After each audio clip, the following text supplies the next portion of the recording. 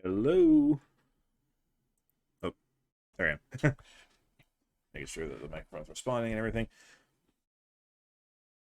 Welcome to, let me see, what is it again? Game 125 of the Hi5 series. Another $2.50 buy-in, but this time it's a PKO, progressive knockout. So I can get money for knocking somebody out, but I get less money for a high finish. That's the trade-off. I love the fact that one of the guys playing this is named I Want to Give You a Hug. I'd like to receive that hug, thank you. But you're probably going to take all my chips while doing it, so I'll have to wait and see. All right. As usual, I like to scope out the... Ew, why did we start with 56 cents? Oh, right. Because the buy-in of 250 means that it's 225 into the prize pool plus 25 cents rake. Half of 225 is 112. Half of 112 is 56 cents. Oh, God. This is the worst buy-in you could possibly have for a PKO. These are disgusting numbers. Anyway, let's see which countries everybody's from. Do Work 19, United States. Clarismus, Serbia. Gunzor, United States. Turon, United States. I think I played with him last time. K. Barkoskov, Russia. Who couldn't see that coming? Weber 413, Russia. Zai22, Japan.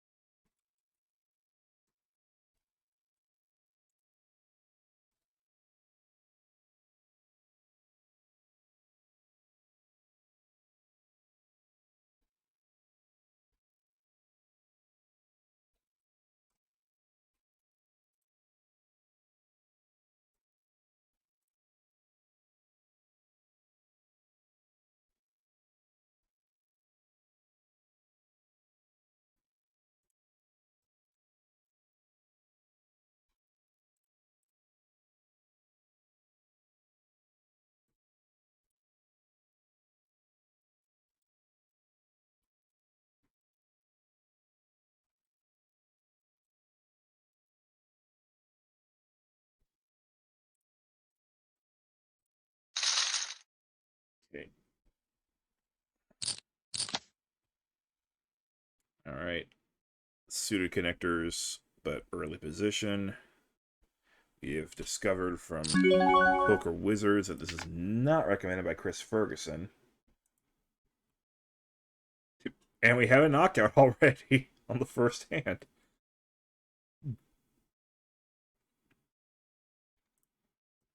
Is $2.50 buy-in is not exactly elite level yet. We still have some lunatics that are willing to just punt it all away on the first hand.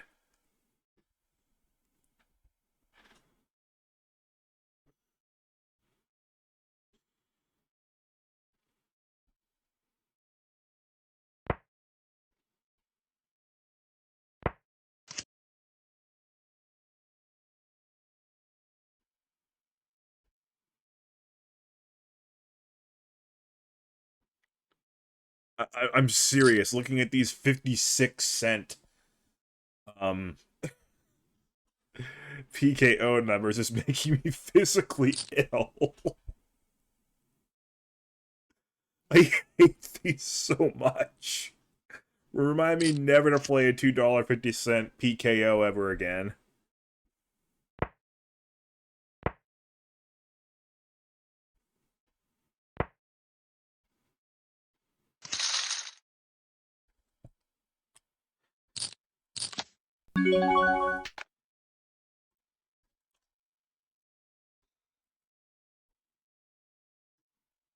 Nah, I don't need to write that down. Oh, Ingham is back. And didn't get a knockout, but must have doubled up against somebody who's now absolutely crippled.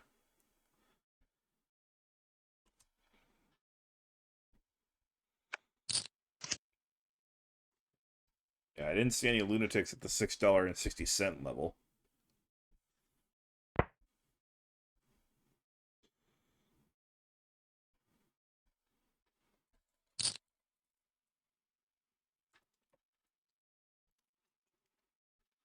I don't know if that's the cutoff or what. The cutoff for where there's still room for total lunatics who punted off in one hand.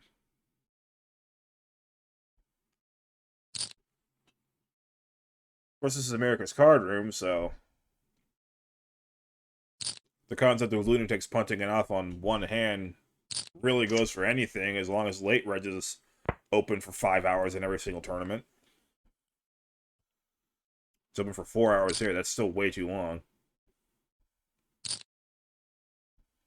Hello. Hello. Goodbye.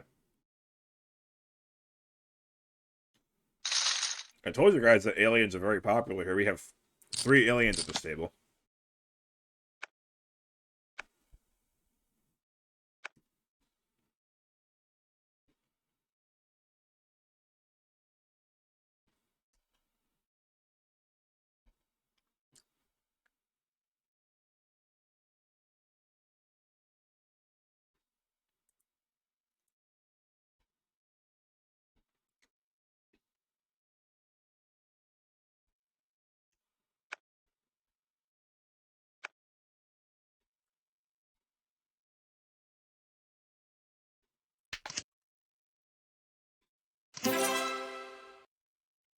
I'm okay with a walk, even though I had a pair. Oh, okay. Hey, Rafa Grinder. I remember them. The hell?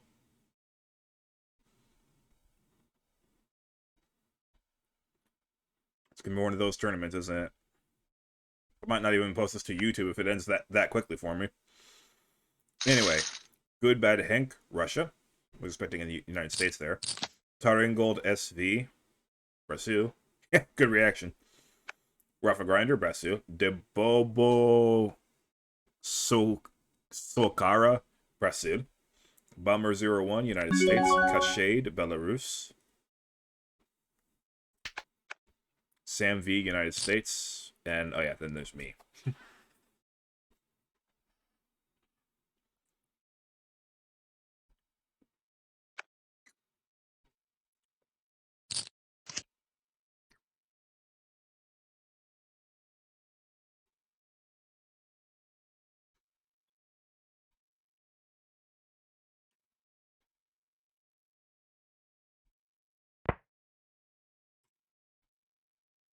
Yeah, once again, I have my little munchies with me.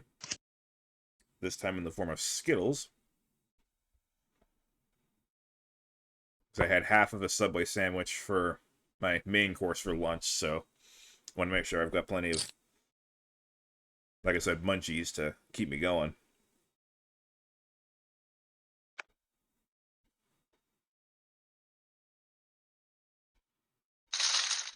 I feel a little off right now. I don't mean like ill, but besides looking at 56 cents for everybody's knockout. But like for whatever reason, I feel unfocused about poker. But I've predetermined that I'm going to play these tournaments, so I'm going to play them anyway. And the worst thing that can happen to me for the next several days is I lose. Is that I lose this $2.50 because the only game left from the Hi5 that I planned on playing was $11, and that's going to be paid for by a free tournament ticket here. It's a quick check. But also a quick call. I got a double gutter here. If you give me a free card, I'll take it. You have 10-9, don't you? It is a double gutter, but it's not worth that much.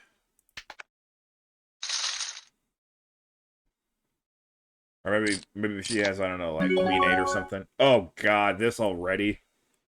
And I have no excuse to fold it too. I have to actually see if I can make something out of it, even though it always loses.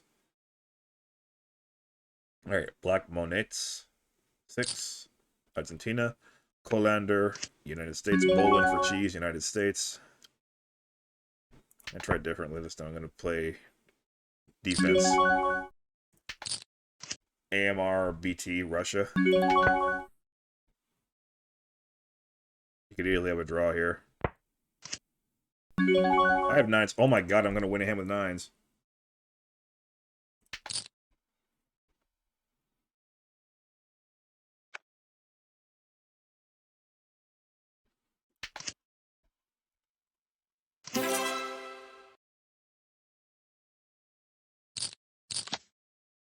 Well, I'm going to win this tournament now.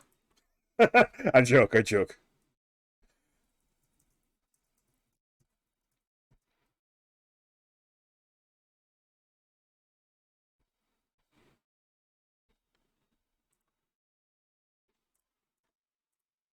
I think I can fold this. It's 2-10 offsuit. Well, I say lunatics, you know, blasting it off in one hand, but the fact that this is a PKO will encourage that, obviously. If you think that maybe you can knock someone out and get some money from it, you know, you'll be a little more willing to take that chance. I still try to downplay it personally. I try to just play as if it were normal, but you know, certainly if you're a short stack, then you know everyone's going to be gunning for you. So, oh my, what a huge pot this is. And the board is so wet. Whee! Black Monets with a triple up.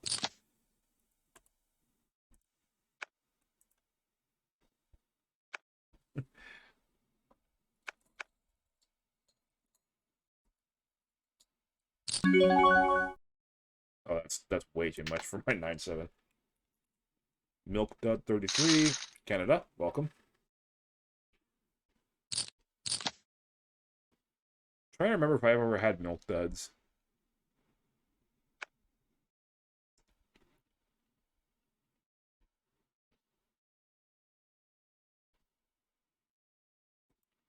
Kind of sucks that Black Monet's only got credit for one knockout after that massive hand.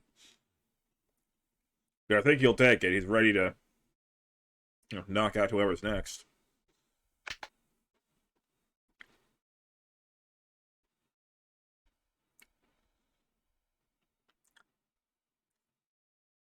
I give Cashade credit for still physically being here instead of just pressing the sit out button and calling it a tournament. And I also give him or her credit for not just snapping all in on the very next hand. That tells me that Cashade here is not the instant give up type. I find way too many of those guys on the internet who just give up one way or the other. I'm glad he's not one of them. He or she. I'm just gonna go with she because it's Minnie Mouse. That's just my rule. There's no way to check genders, so just whatever their profile picture is, I'm just gonna assume that's what the gender is. Because I have no other way of being proven right or wrong. That's the easiest way to do it.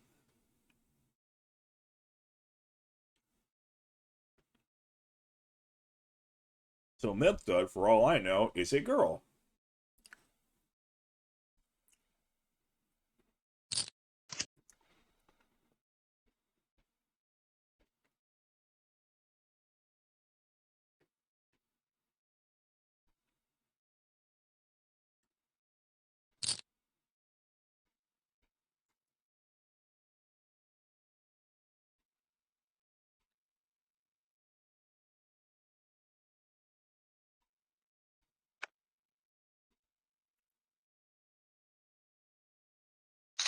Black Monets really likes clubs. Maybe a club is a Black Monet.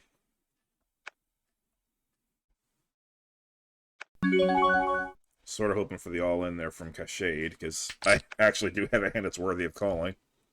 I wouldn't just be calling for the sake of lol PKO.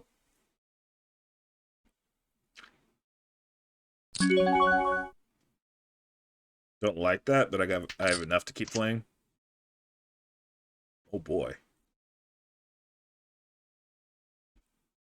I just hope I'm not up against a bigger ace or ace 8. And that's really all I have to be scared about.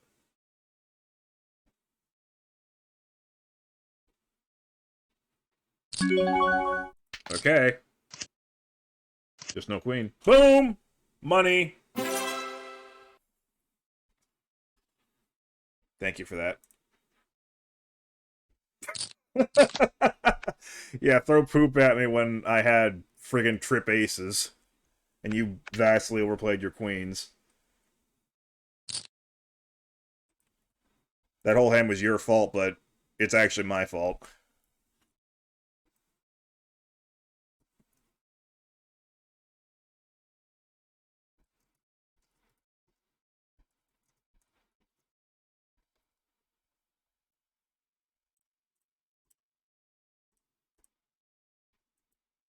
And I can say that because last time I played, I grossly overplayed a hand too. I didn't throw poop at the other guy for my mistake.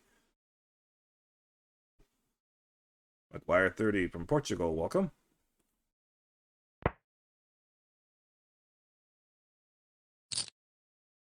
I just kind of decided that, you know, he might have ace queen or ace king, but I'm just going to roll with it. I'm not backing down.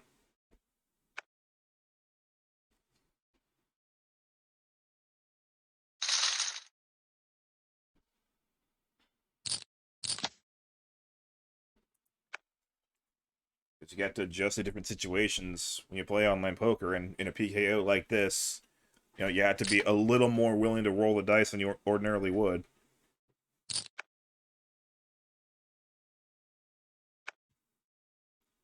Because one of the other big takeaway from that chapter of Poker Wizards by Chris Ferguson for me was that when you play a poker tournament against capable players, you will have to step outside your comfort zone as a play style. Like, it's just an inevitability. If you want to run deep in tournaments, you have to be able to adjust yourself.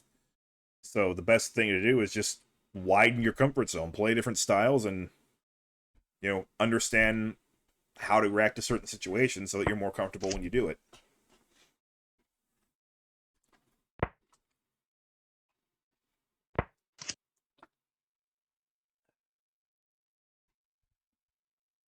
Replay Poker, by the way, the fake money website that I played before this, does have bounty tournaments. It does not have PKOs, as far as I know, but it has regular bounty tournaments that you'd find in a real casino. I say that because PKO just would be way too much of a headache to set up for a real casino. The logistics of remembering how many knockouts one guy has and how much their particular knockout is worth is just way too much for humans to keep track of. Only robots can do it.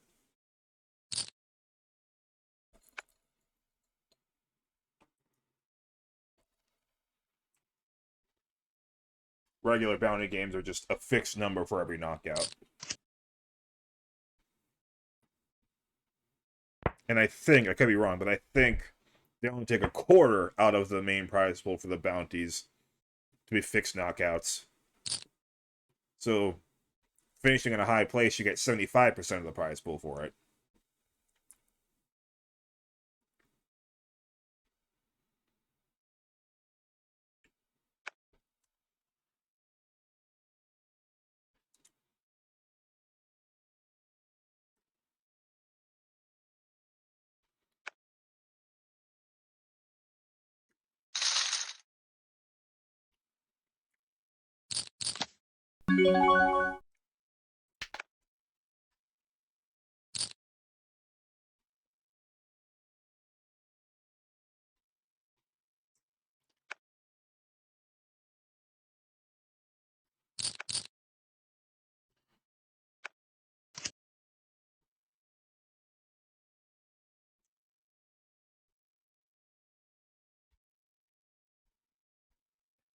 Go back to playing very tight because I've effectively doubled my starting stack right off the bat. It's still level 1, so that counts as being right off the bat as far as I'm concerned. 250 big blinds.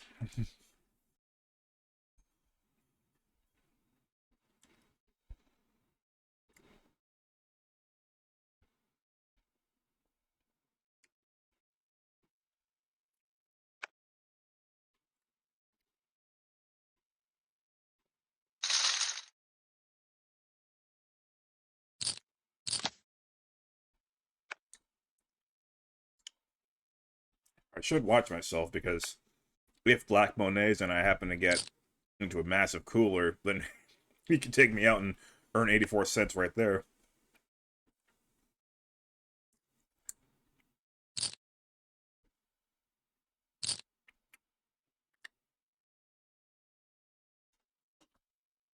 I have just enough potential to try and go for this.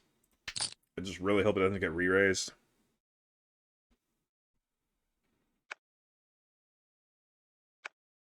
Oh, okay. Oh, well, I'm in big trouble now. Oh, okay, I got a great chance to win now.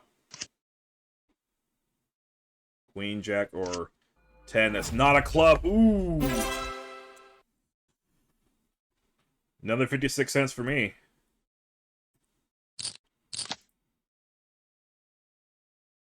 Another blinds are up. Another 56 cents.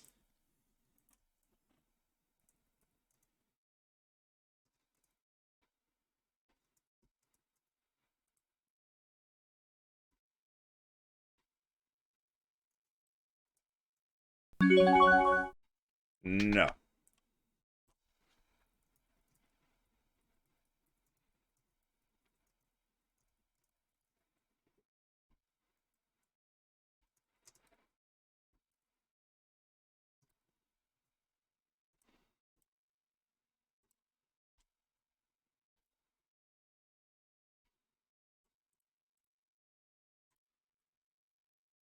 I've been catching some serious cards in this Hi5 series. What can I say?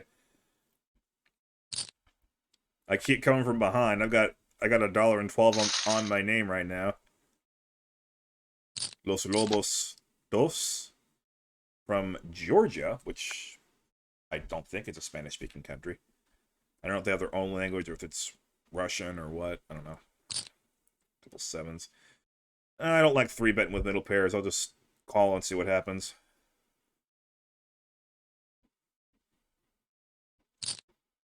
Or I can just fold, because middle pairs aren't really worth 9,000 right now, I don't think.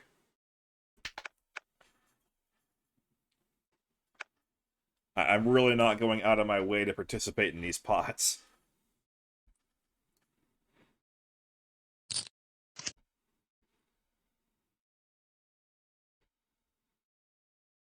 I'm very comfortable with 260,000 right now. I don't want to blow that, especially with Black Monedas to my left. Although he's not playing excessive or anything.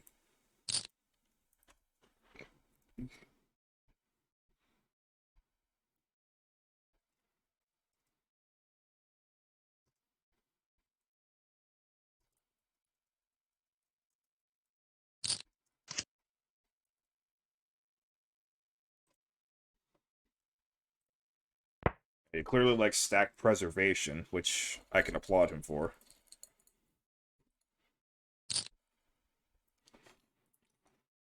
You get off to a great start? Great. Just don't do anything stupid. That's what I'm doing. Trying to do, anyway.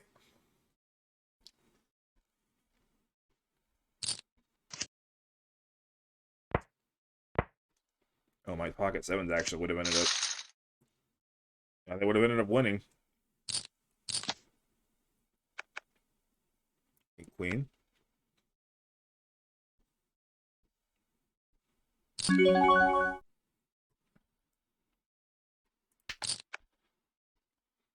Probably should have raised a little more because there was a blimp there, but oh well.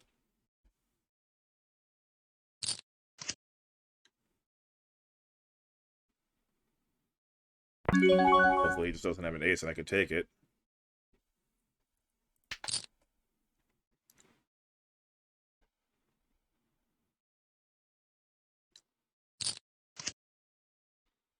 Alright, I'm done with the hand.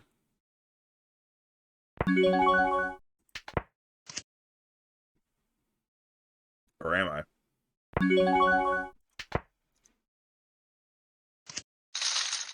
Nope. Glad I didn't bet.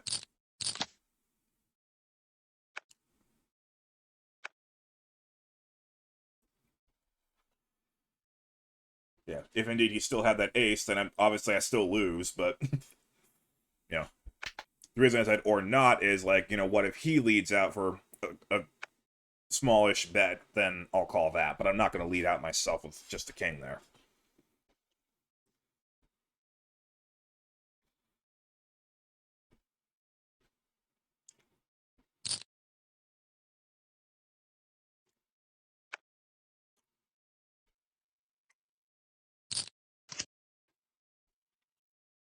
Limp calling on a spot like that could easily mean an ace.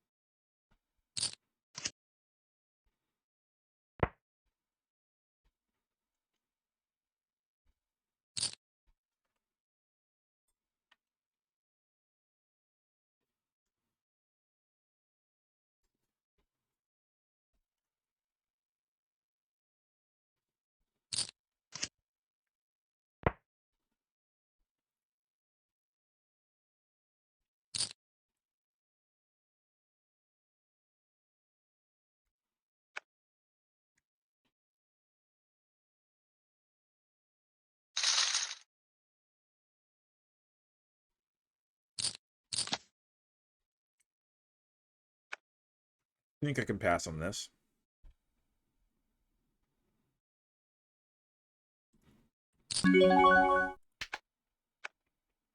Next to limp.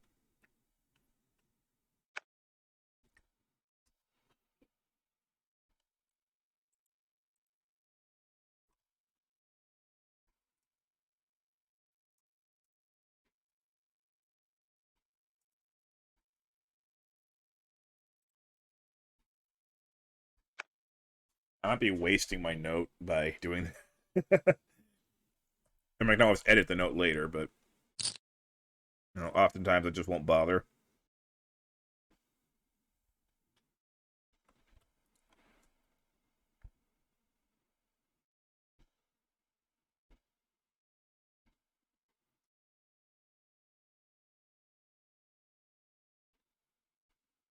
Good Bad Hank is up to second place now.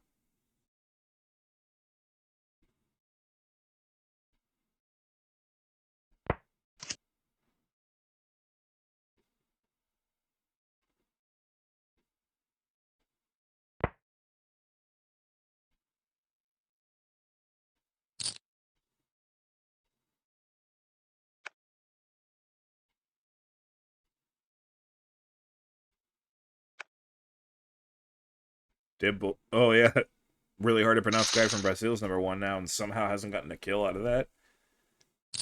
I don't know how they managed that. Bulb.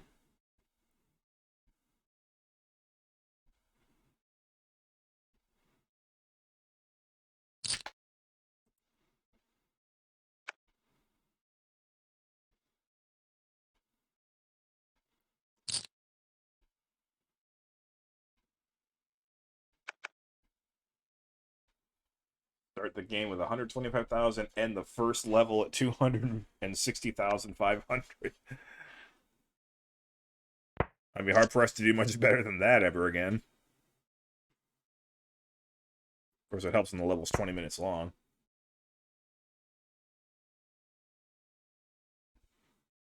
This is the first 20-minute blind tournament I ever played.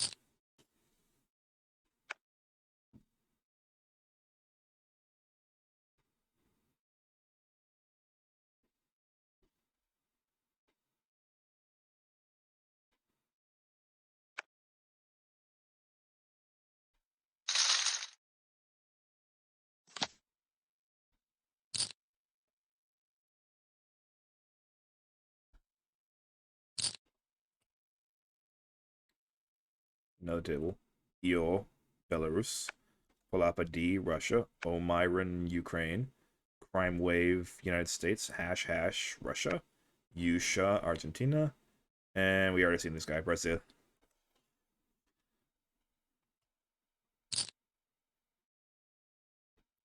I'm the only one with any bounties at this table, and I have two of them.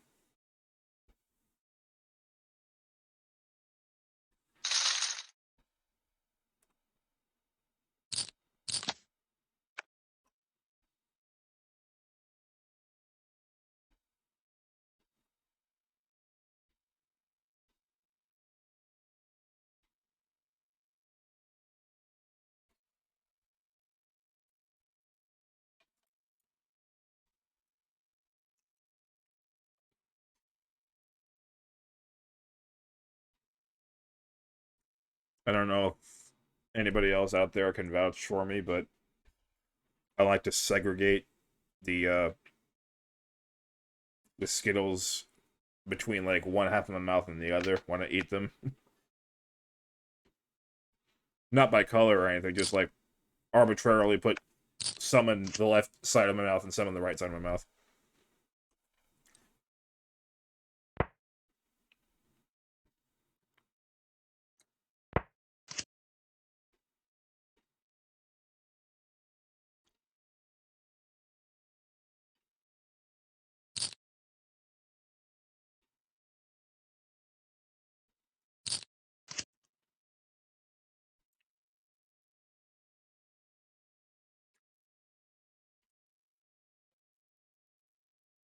So twice the starting stack, and I only have 22nd place. That's a PKO for you.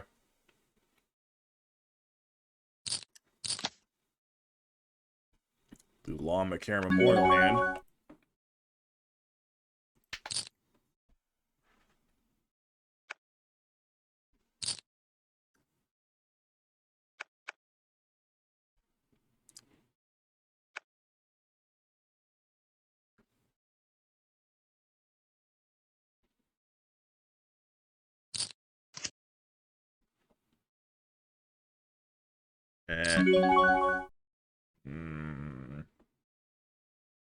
One more street.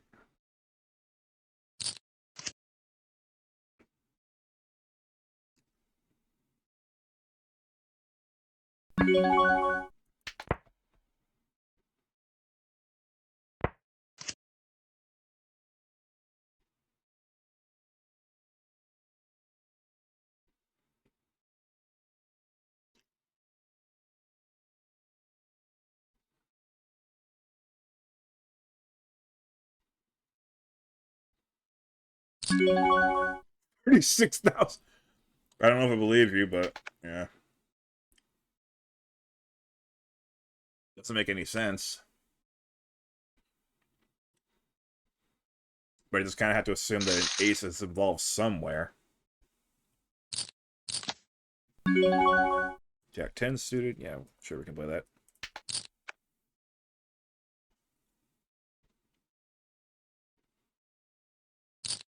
And if you raise under the gun and you get called by two people, chances are one of them's got an ace. Do I play further? I guess it depends on... If anyone else plays at all, I'm out of here. If it's just Palapa and I, then I guess I can make this call.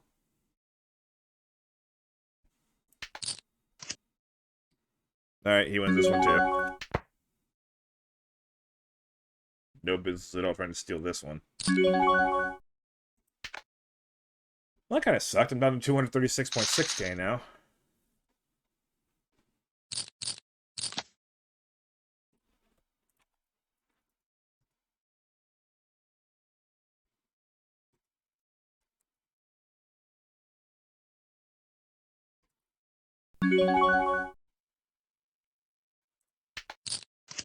Just because it's only me and it was a mid-raise.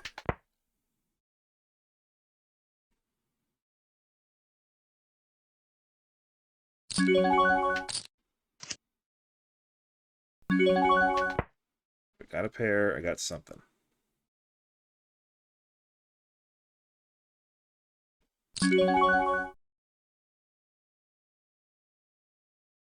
Undeterred by my snap call. Maybe I should get out of here.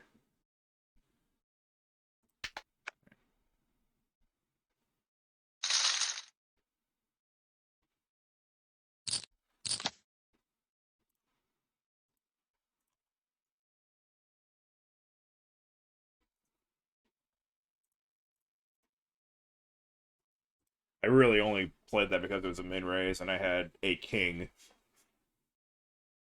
I feel like that's enough to defend against a mid-raise.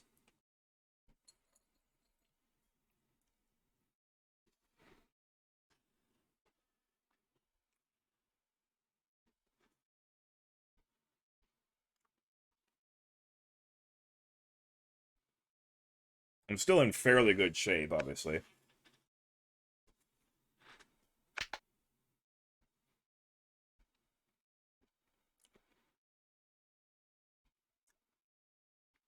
And Jack 10 suited call was a little loose, admittedly.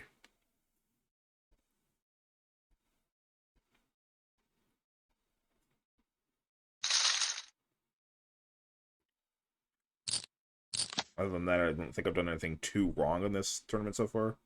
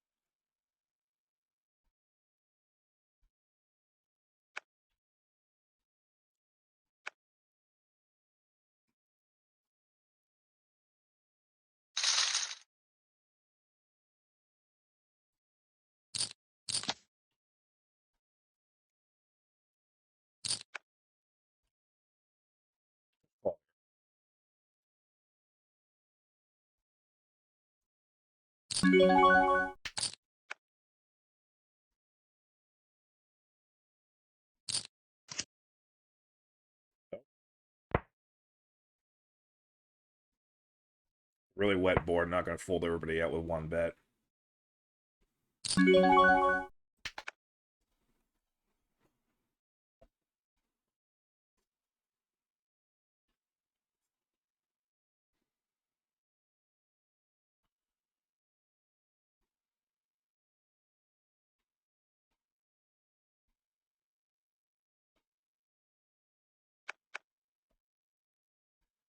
Maybe I could have if I been given the chance, but I guess kudos to Targino DSF, Kiyoshi Mitsuno, who is from Portugal, not Japan. I think I saw that last time too. It wasn't this guy, but another very Japanese name from Portugal.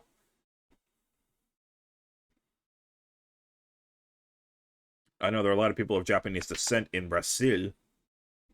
Do not know the numbers in Portugal itself, though.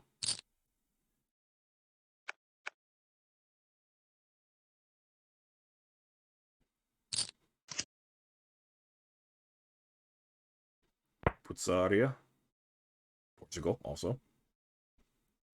Welcome.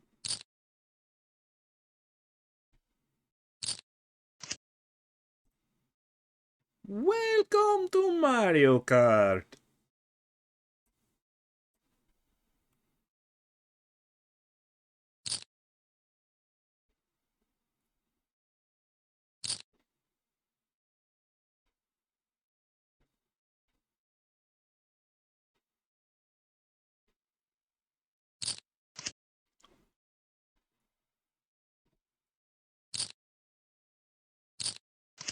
Just went for it.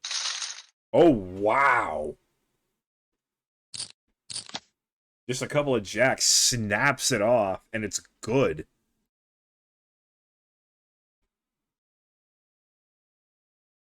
That was very impressive.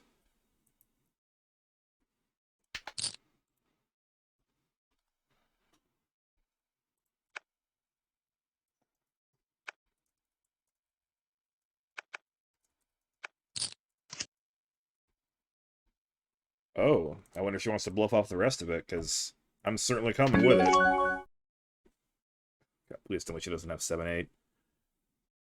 It's all rainbow, so 7-8's all I really got to be scared of.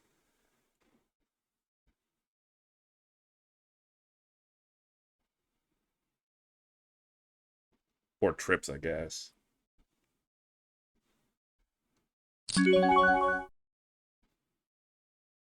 Big tank.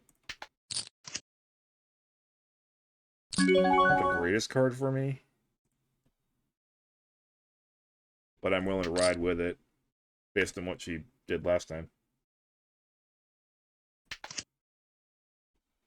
There we go. We know she's aggressive, so might as well abuse that. There we go. Got a good chunk of money back from Playing foolishly.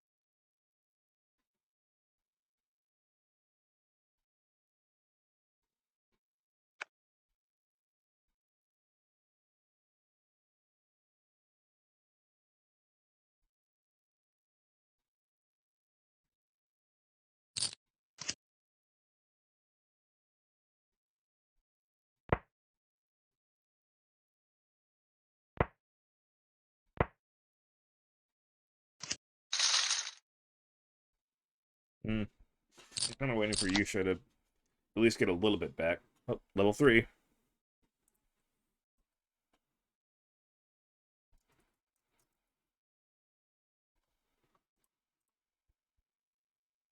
3x under the gun. That's a bit much for Queen 10 offsuit, isn't it? Especially against the other big stack of the table. Yeah, we can get rid of this. Don't even need to make a meal of it. Just get rid of it. I just had to assume that that 3x under the gun's got to be something. I remember how I played jacks. Queen 10 doesn't do well against jacks. Oh boy, if he does have jacks again, I would have been in awful shape.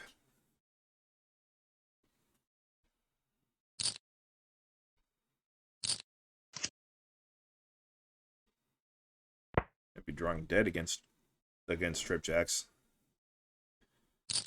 That doesn't necessarily mean that's what he's got, of course.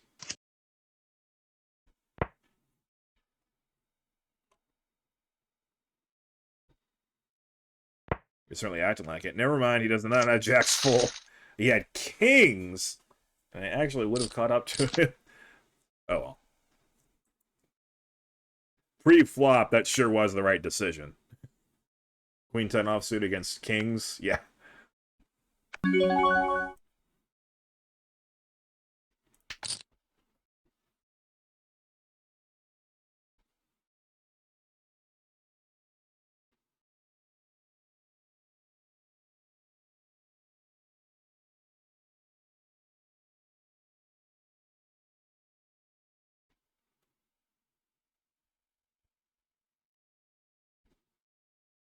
EO.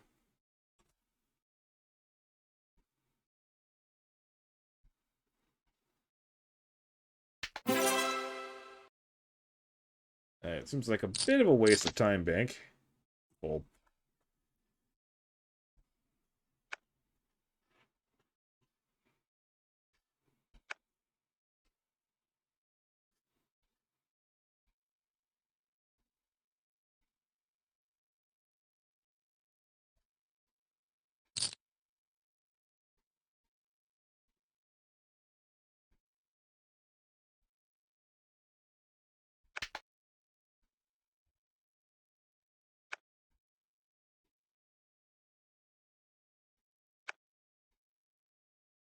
Yusha did finally win one. Not a very big one, though.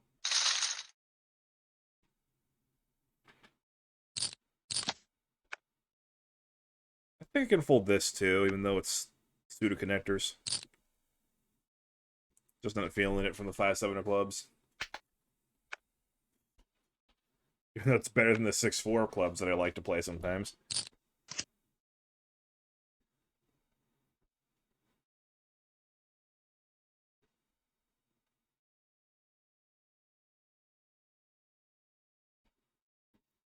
I like 6-4 slightly better than 7-5 here.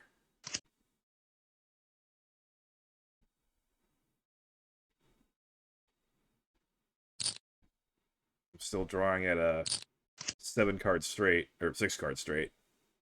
And I whiffed. My fantasy hand.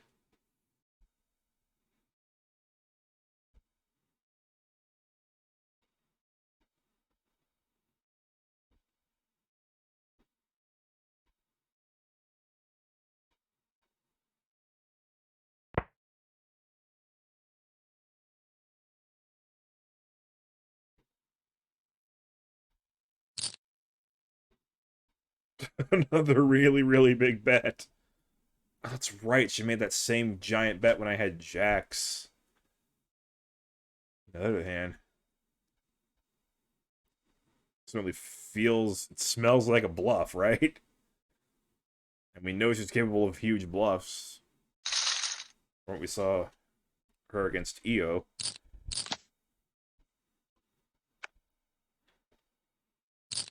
She's just an action junkie.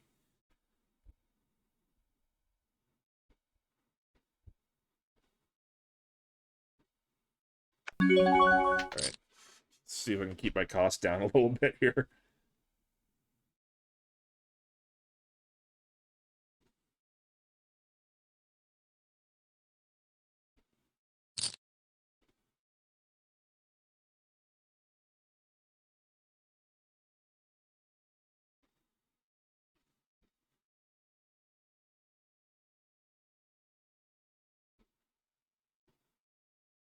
The flop comes like with a jack and a 10, then I'm gonna have some pretty good implied odds.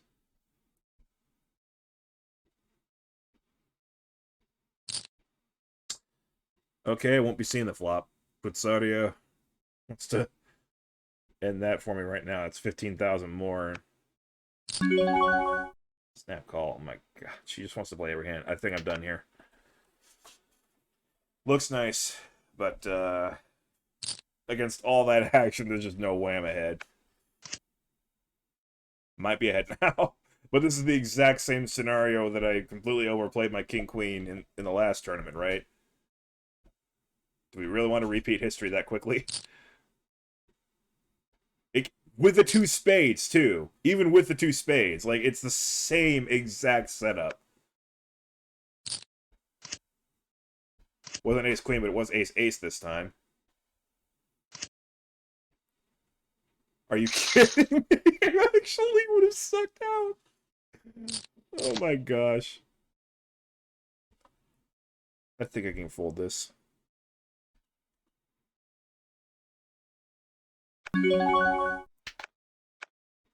Habibes Brasil, welcome.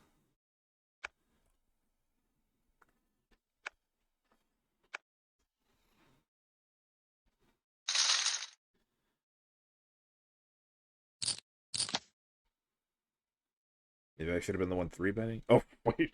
I'm the one 3-betting, then Putsari is 4-betting all in with pocket aces. What am I talking about?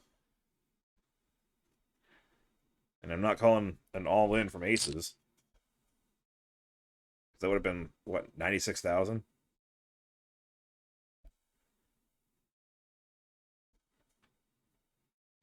I'm not playing king-queen for that much.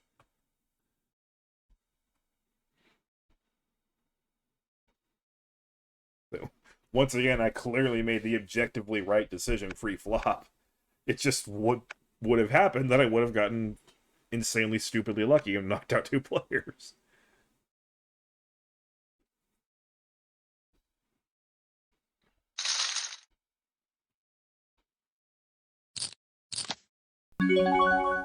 Same hand.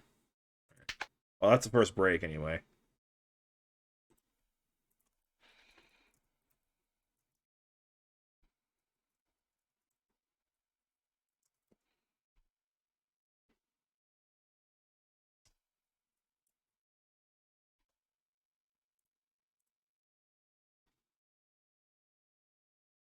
Yeah, Bubble Sawakata still doesn't have any knockouts somehow.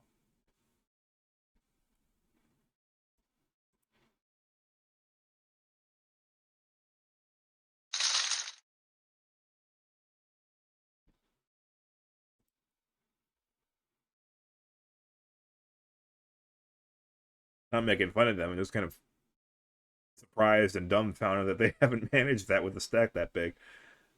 All right.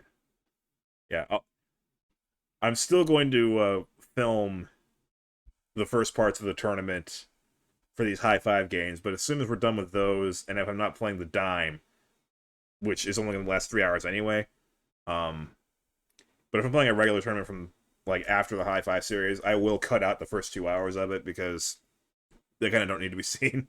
They just keep dragging the video on longer and longer. But yeah, first break. The last of my Skittles.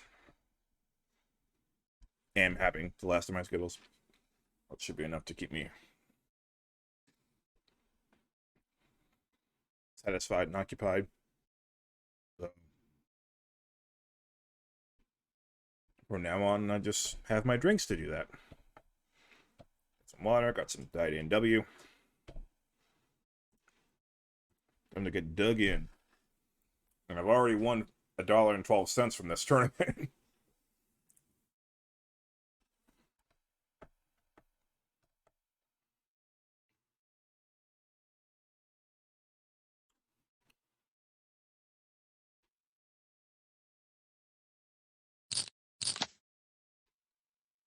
Ugh.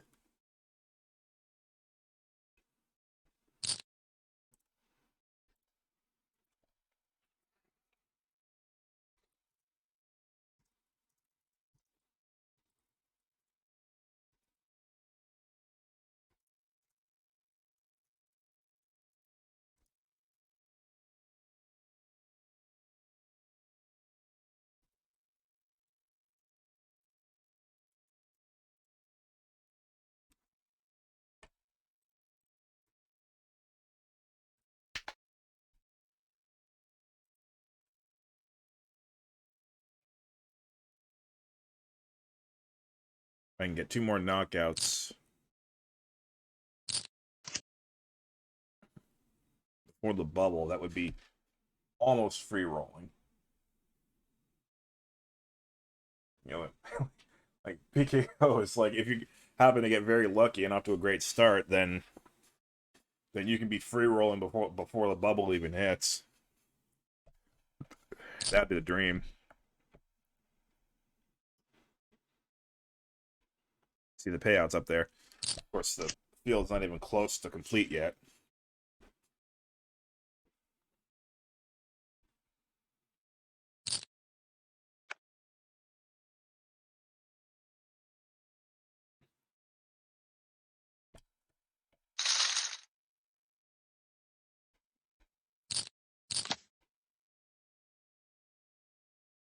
Eh. Anyone else raises, I'm out. If it does happen to fold to me in the blinds, I guess I'll limp.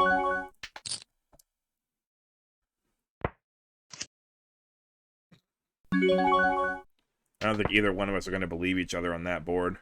I got a 5 now. Now I don't have to be believed. I've just got a pair.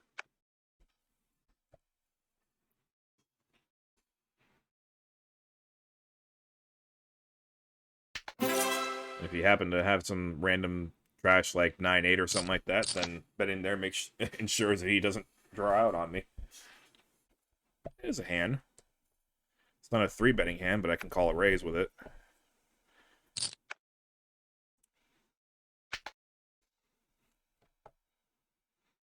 Now, granted, every hand is a 3-betting hand if you're brave enough.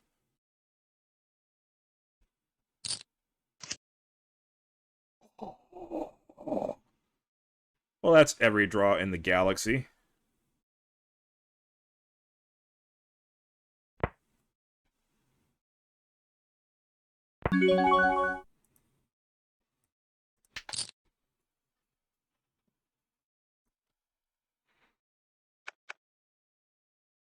on a show. That was such a good draw.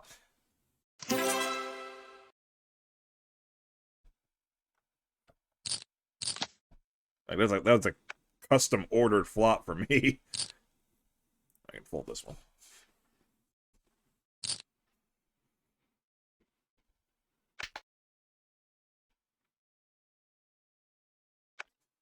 Disclaimer, the number 12 does not actually custom order his flops. That was a joke. The number 12 also does not endorse any programs out there to actually custom order flops. The number 12 does not condone cheating in any way, shape, or form.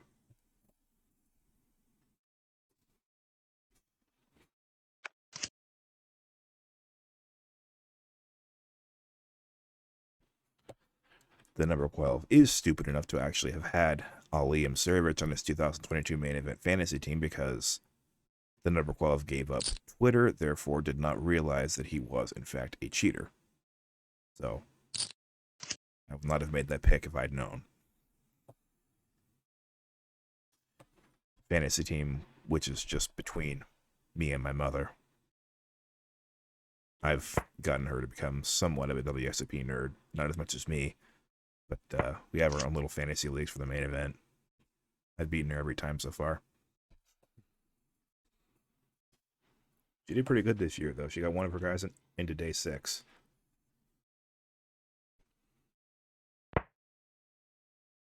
And 5 of her guys cashed. But 5 of my guys cashed, and I got one of my guys much further into day 6. I'm actually going to fold this even.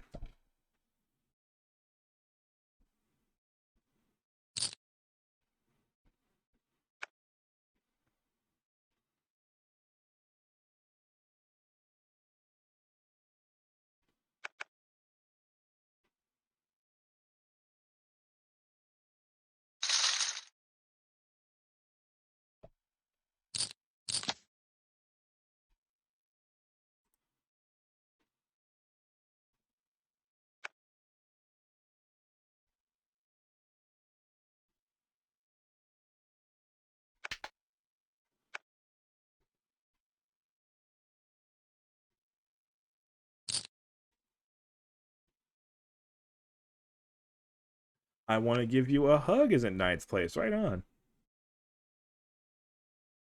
I've seen Super Meng before. Good Bad Hank is here. Black Monets is still doing very well. Still has the 1 knockout.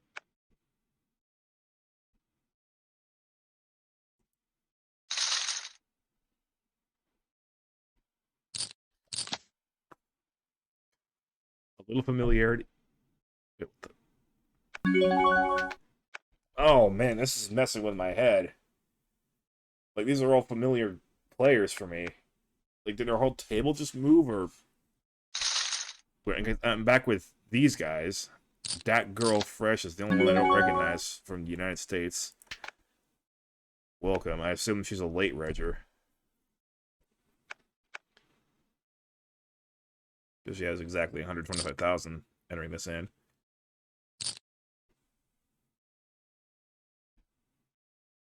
Crime Wave is back.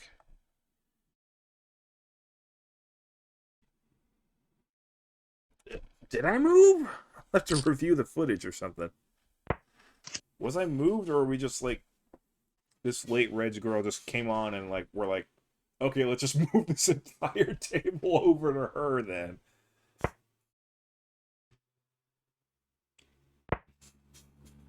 Show that she's not alone. She's fresh, but she's not alone.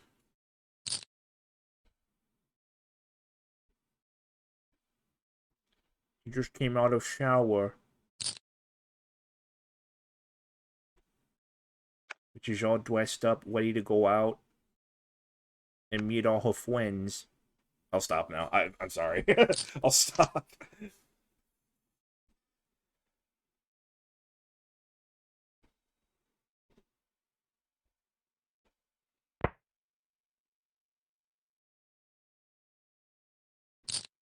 Poker Uwu ASMR, new genre videos coming at you in 2096.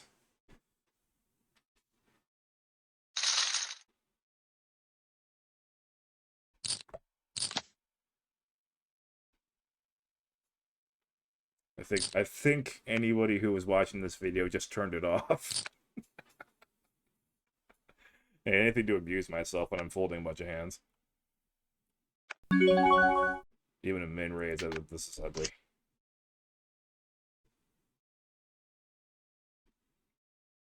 I actually did review some footage of replay poker, and I gotta say the aesthetics of ACR vastly outweigh those of replay. The only thing is you can actually make your own avatar on replay poker.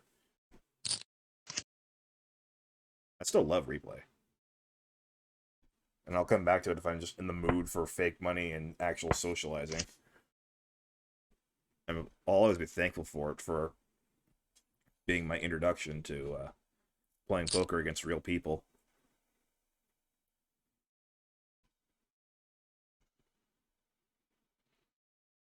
And boy, did I crush the tables right out of the gate. First year on that website, I took my fake bankroll from 250,000 to what, like 4.2 million, 4.1 million.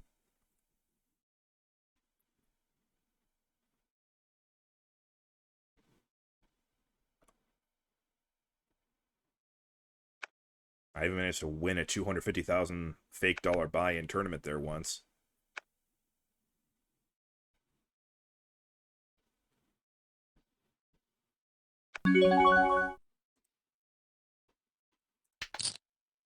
I don't really have that much, but let's see if this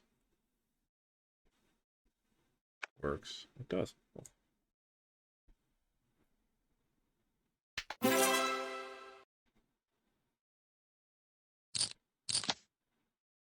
Nope. Not even from the button is that worth it.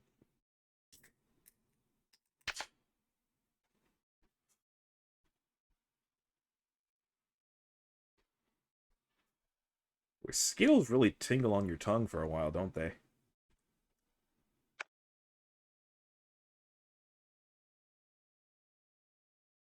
Probably gonna stop eating them before bed. I've already come to that conclusion. Yeah. I like to have snacky sweet things after dinner. Leading into me in my horizontal position under the covers. But maybe skills not the best choice. Okay. I forgot why I like to shave my mustache, and that sometimes mustache hair just enters my mouth from no reason. That's kind of annoying. I'll probably shave it tomorrow. Problem is my razor kind of sucks. Can I hold out to my birthday to get a new one? Probably. Probably.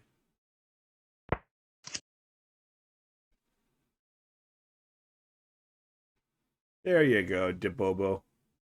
I'm just gonna call him Debobo for short.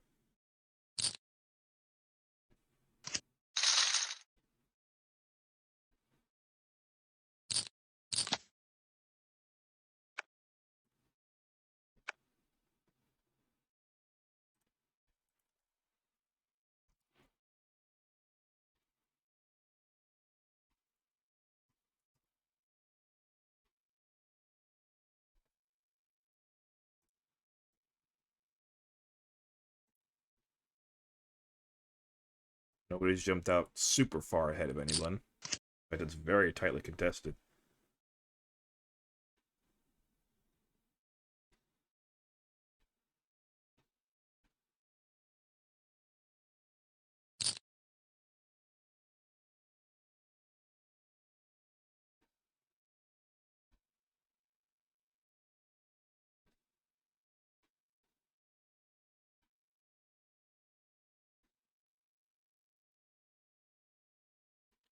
This mystifies me a little bit as to why the first letter Kiyoshi in Kiyoshi is not capitalized, but the M in Mitsuno is.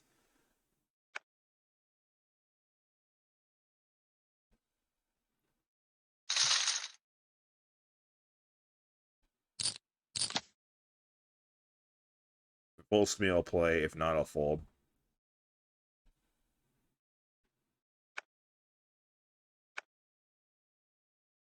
Thank you. And Targino, if I've noticed, has been a pretty tight player, so more reason to get rid of it.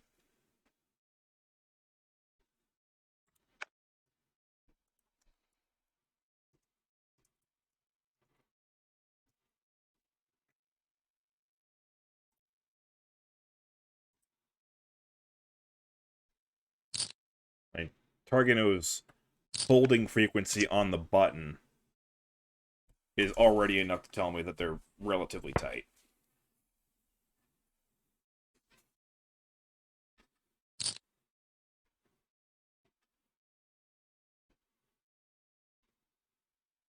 Tight does not mean passive. It just means that they're selective about their hand openings.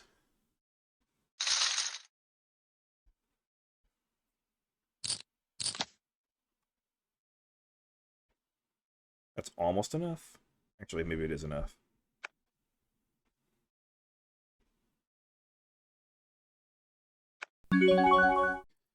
I'll give it a shot. Why not? I've been relatively quiet. This is pretty loose.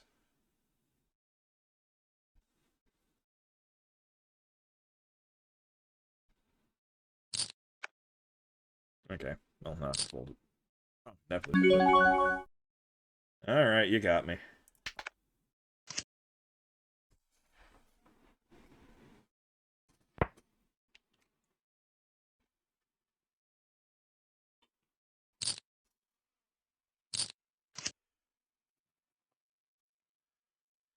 I wonder if it'd be funny if I just get more and more unhinged as I play more and more of these poker games.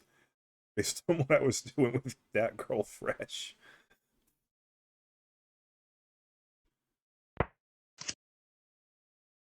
When I say unhinged, I don't necessarily mean complete bathroom humor because, I mean, that would turn everybody off, and it should turn everybody off. Just, turning my weirdness up a few extra levels. Ooh, ace jack, ace jack. Everyone loves a chop pot. Oh, that queen 10 raise didn't work so well, so I don't think my ace 9 raise will work very well either.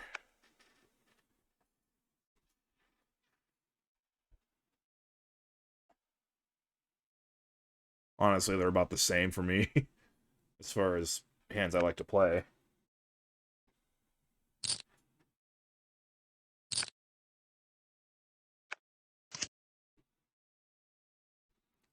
My folded cards aren't hitting the board either.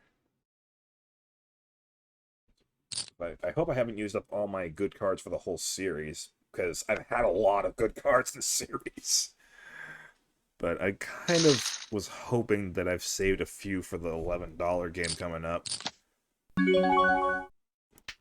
Because that will be the biggest game I've ever played.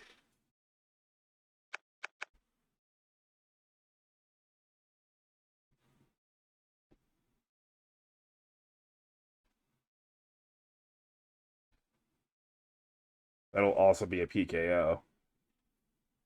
Oh god, that's a PKO free roll I'm going into.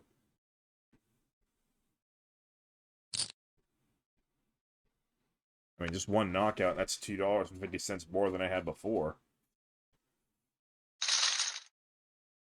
Well, it's not a free roll, but effectively it is. There can't really be a PKO free roll. That doesn't make any sense. Oh man, my hand's so bad I can't even call that. It's a little more than min raise. And it is under the gun. Last time, when he had kings and he raised under the gun, it was a 3x raise, but I still have to believe that him raising under the gun is not usually messing around. And, oh yeah, more importantly, I have 7-3. It's terrible.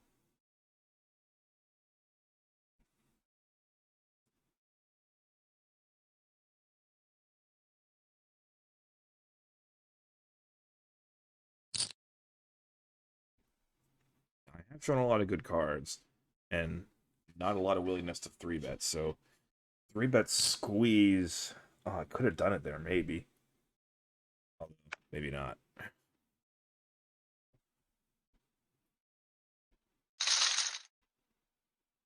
I feel like 3-bet squeezes are just a little bit more ill-advised on a PKO.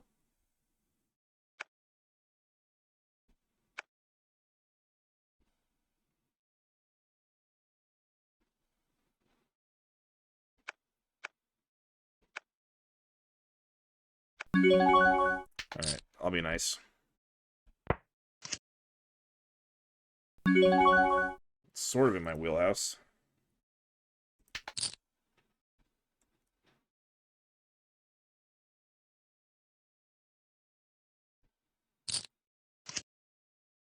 Ugh. I just realized that's in my wheelhouse. Wheelhouse is probably in his too. I guess you could take this one. But now I'm playing the board.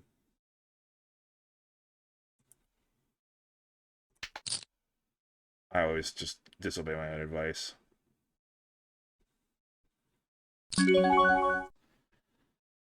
Take your own advice, you idiot.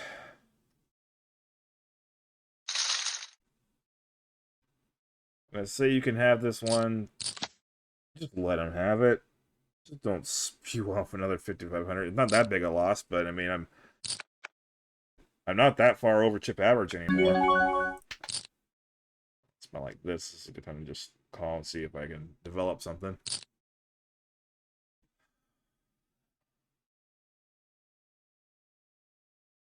There's a squeeze. What is it? A squeeze with a good hand? Considering the squeezer is the only guy who has me covered, I probably ought to get out of here.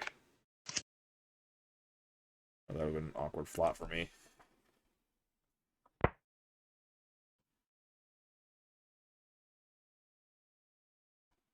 surprised he isn't the only one who has me covered. If Putsaria wins the sand, he'll have me covered, though.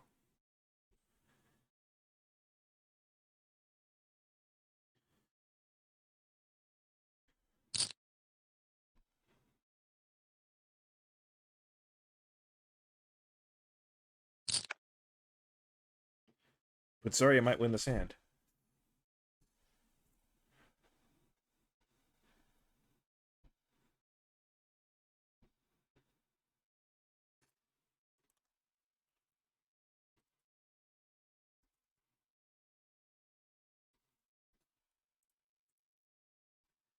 Putsaria wins the hand.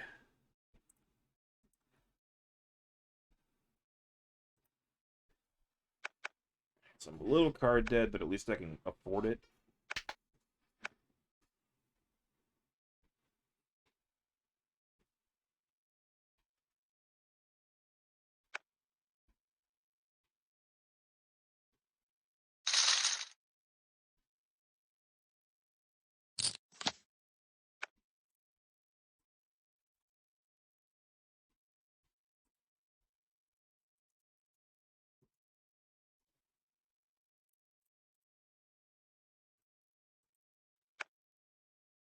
Well, I'm not to the top 100, so I guess I have the license to start doing something potentially stupid again. I'm not really in that really comfortable position where I can just sit back and let the game come to me. I mean, I could still play like that. I mean, I've got let's not be hasty here. I got 114 big blinds to work with here.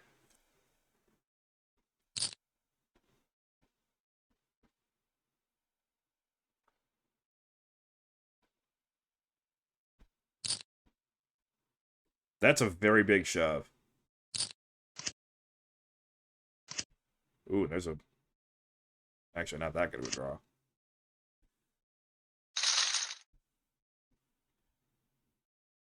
Double.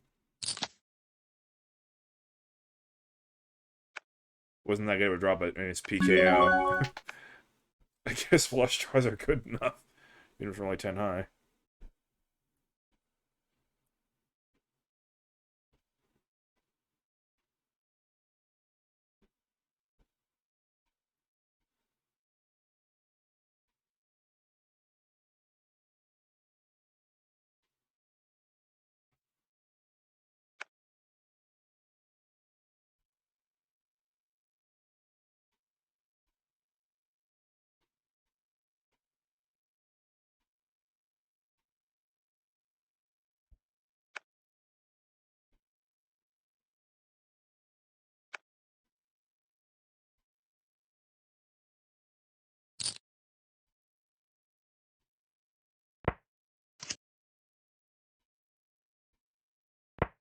A little too warm to go for a kettlebell walk.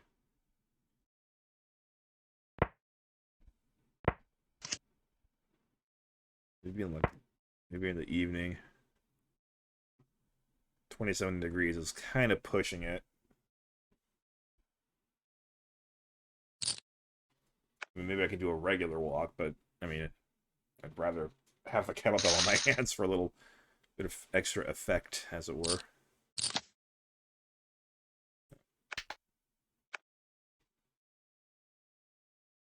I do kind of want to splash around a little bit, but let's not be too stupid. 10-5 of offsuit. let's not go that far.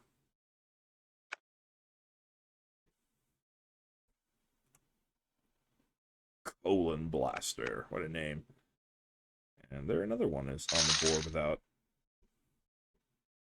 any eliminations. I want to give you a hug with $1.68 on his name already. Alright, let's get stupid.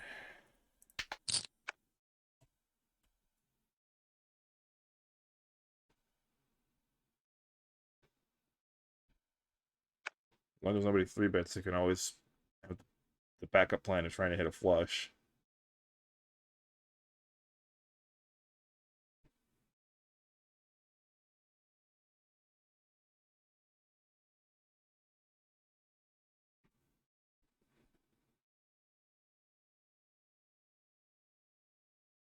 Soria, you okay there?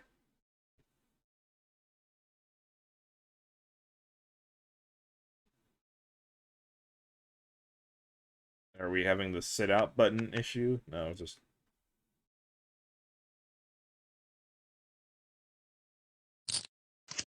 almost got it through.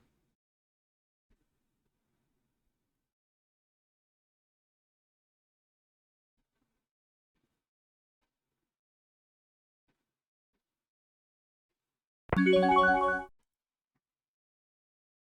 been a lot, but not too much.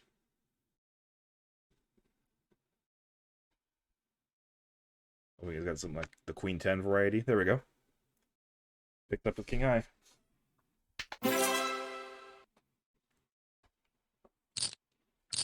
As long as we don't show the hands and let them know that we're playing with silly, small. Well, King's not small, but the 2 is. As long as they don't know that we're playing with some silly hands, then we can get away with that move a time or two.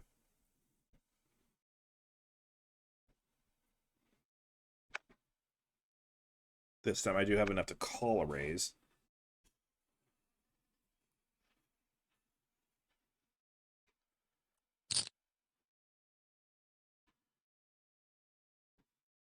Unless hash shoves over the top of that, which would be reasonable.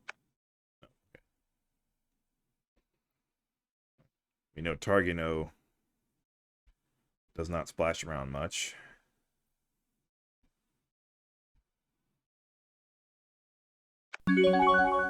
Okay. I don't have much, but I got something. I got nothing. Oh, I think I won that last hand. You want some of that? No.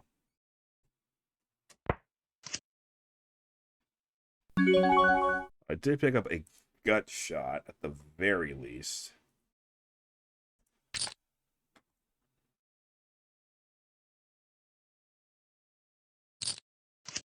That's mostly to keep them honest. I'm just gonna let him have it. That card completed absolutely nothing. I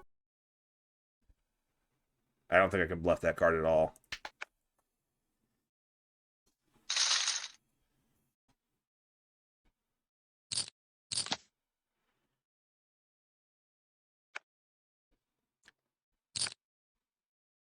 Just enough to call again.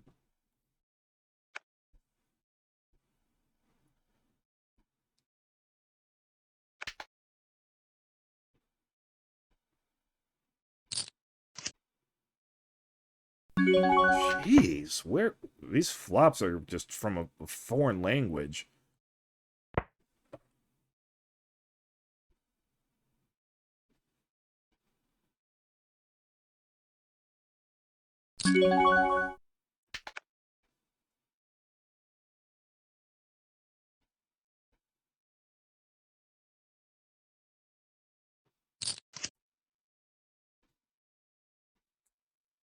speaking the turns language, but still wouldn't have been all that wild about my hand.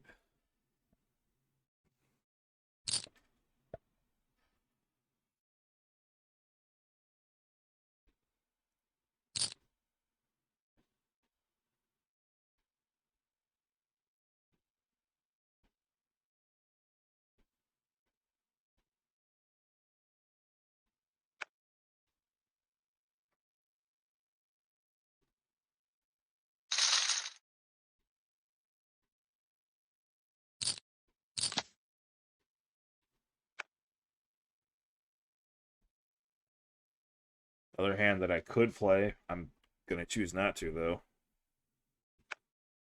unless it folds to me.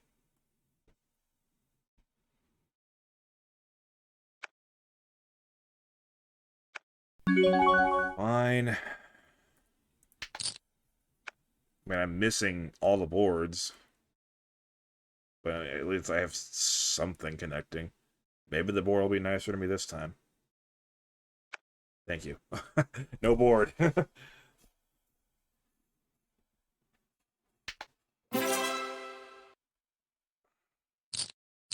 that girl price at exactly 190,000. Old.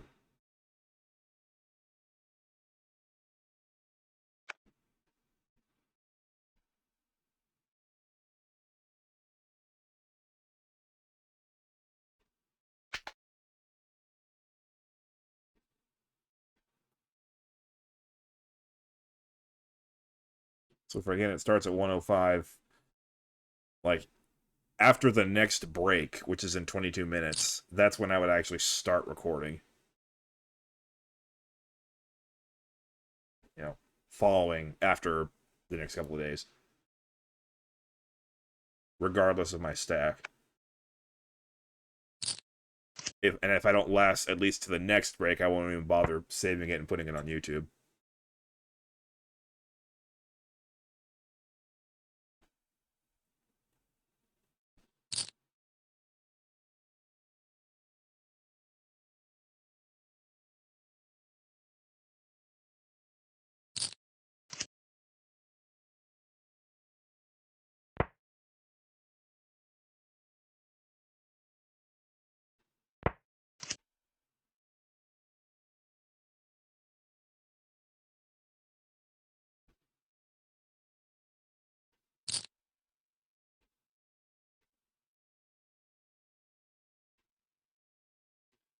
EO made another large raise pre-flop, but I guess he didn't do that with kings or jacks. Must have been ace king or something.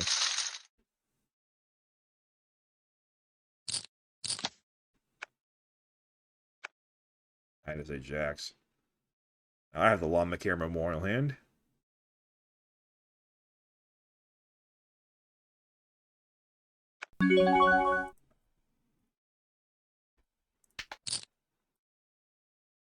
Exactly 2.5 X-rays.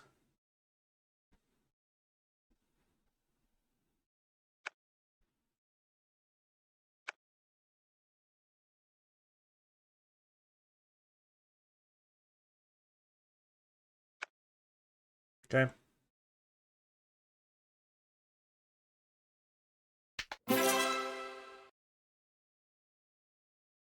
New table.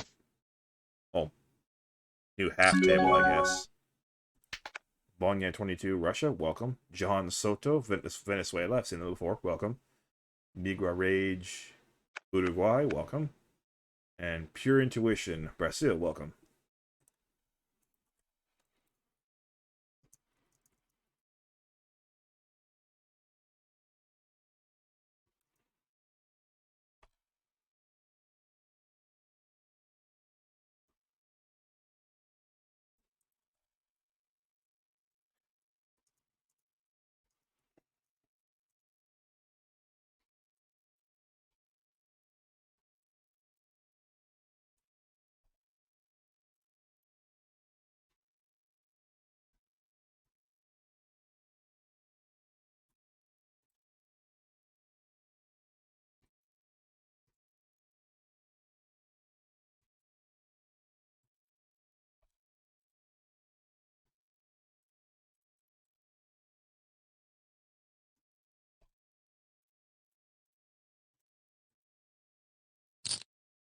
Pretty amazing how tight the leaderboard is. Oh, that girl fresh. Attacking target now. Knows that Targano will be willing to fold. Oh, kings. Oh, what a brutal... Well, not flop, but board for kings there. I got something here.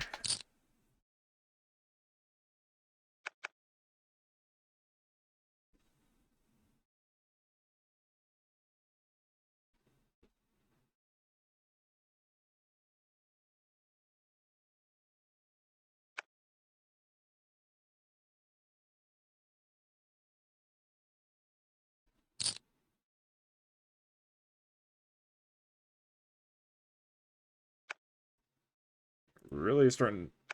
Yeah, one thing I noticed is that once the blinds start going up, you really start blowing through pretty large blind levels.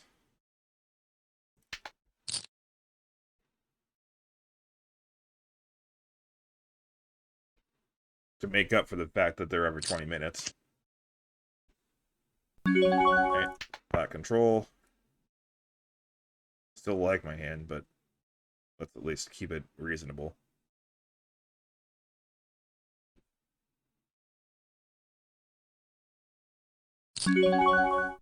That's reasonable. That flop is not... That river card's not scary at all.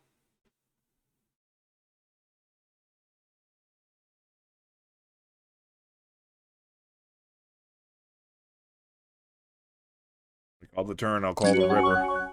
Oh yeah, for sure. Ace 10, perfect. Got him pipped. Finally a big pot.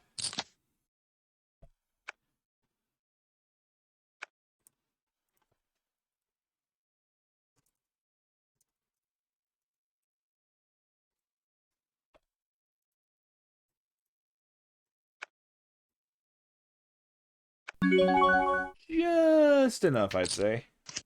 Oh, hey, I'm back in the top 100. I could fold that.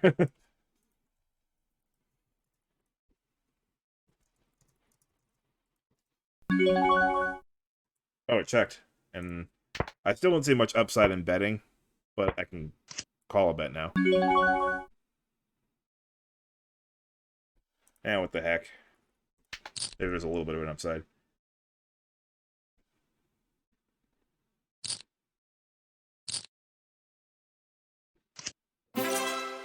Pocket nines. There was an upside, what do you know?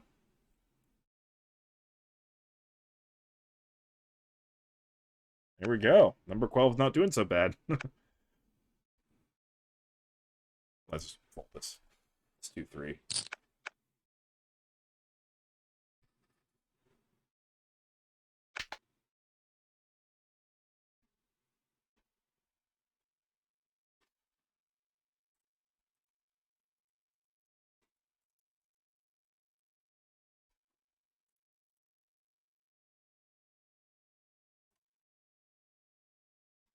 Wonderful seeing anyone else hop onto the leaderboard with no knockouts. It'll be awfully hard from here on in.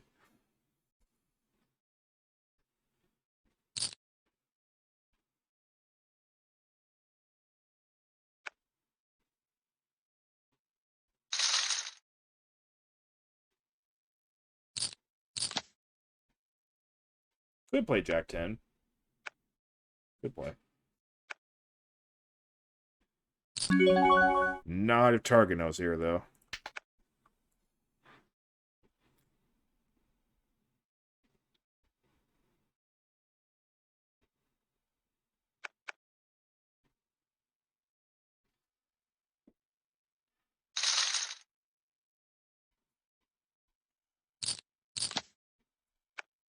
Suited ace. That's pretty good.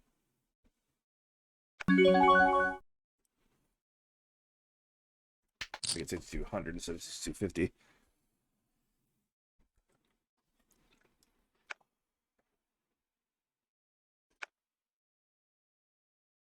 My cursor was way off of that. I don't know why that happens sometimes. I don't feel this one.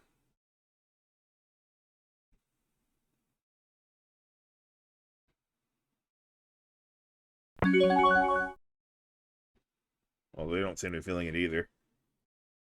I was willing to let him have it if he bet the turn. No. Yeah, okay, fine. Can't really bluff that card. Ah. I was straight too late.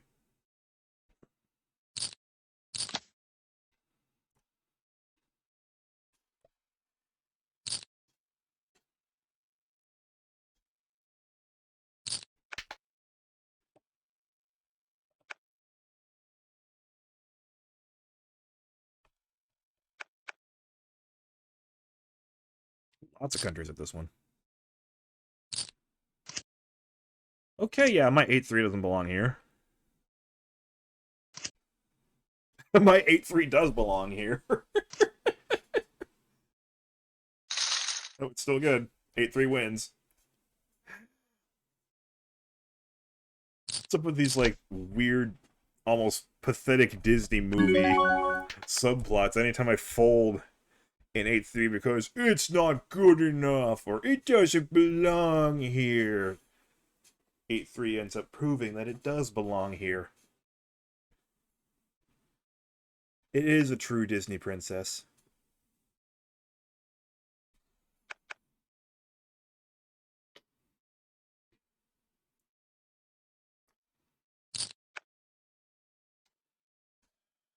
I would guess I'd spill some of that. That's about as close to licking my elbow as I'll ever get. I can fold this.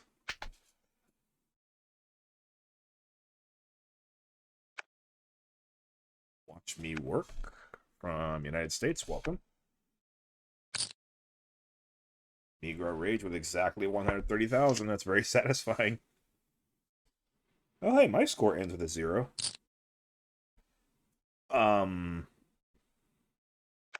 Not against Target with a lot fewer chips, but still, that's...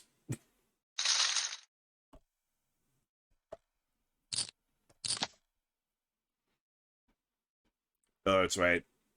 It's Watch Me Work's first hand at the table, so he's legally barred from being small blind for some reason. I don't know why that's a rule.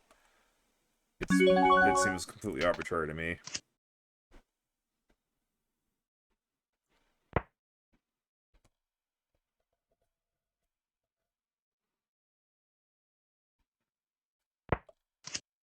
Anytime that happens... Oh my God.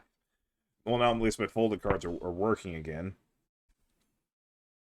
Anytime, well, we don't have the billiards table anymore since we moved to Ohio, but, anytime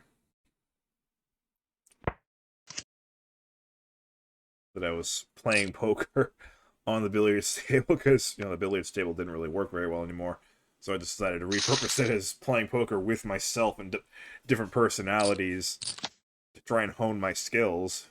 So that's a third way I'm trying to hone my skills. Replay poker, Chris Ferguson chapter of Poker Wizards, and playing by myself on a billiards table.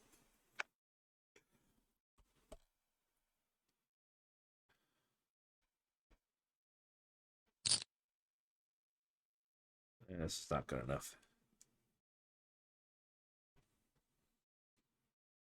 Anytime I did play tournaments on my own billiards table, I never bothered following the small blind abstinent rule. I do burn the cards though for the flop turn and river. I do burn the cards. That's also pretty arbitrary, but I do follow that at least. The robots don't have to.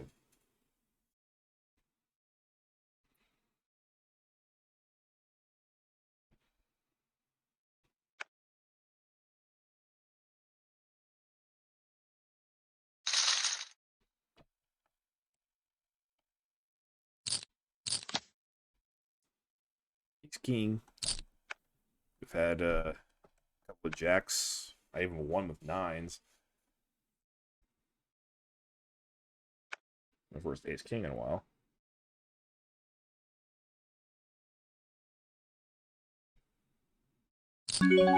I was kind of hoping for that. Now I could just play that and see if I can get another 56 cents.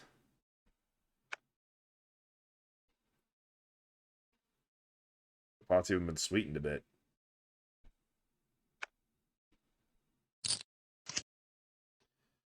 Well, no 56 cents for me. Ace king. Okay, you didn't even have any of that. You had a draw. So I would have won the hand. You just kept him alive when you didn't even have a hand. Nice play. You had no hand, and you decided to keep Targano in the game by folding me out with my ace king.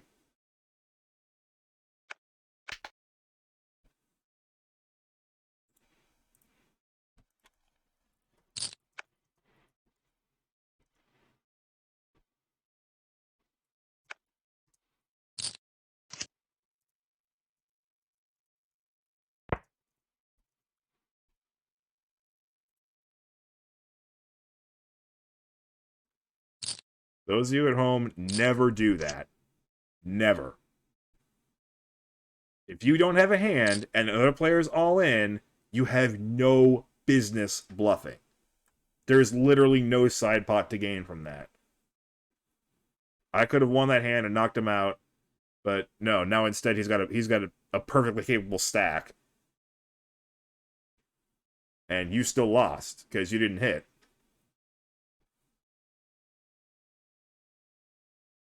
Also, why the hell did he call the raise with 9-7 to begin with? He called the all-in with 9-7, and then bluff when he missed.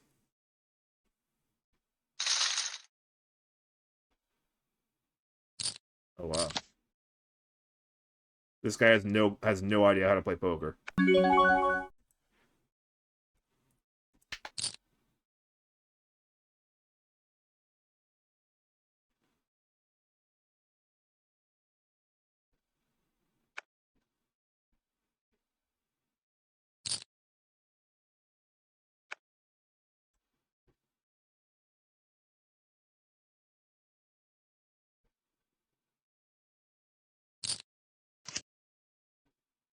It's a good flop for me.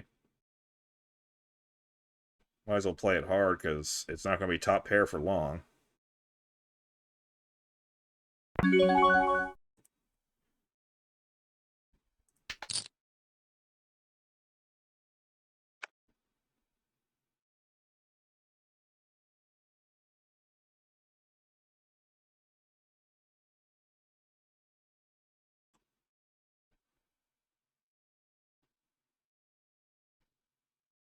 Looking for a fold here. And I get a raise. Okay.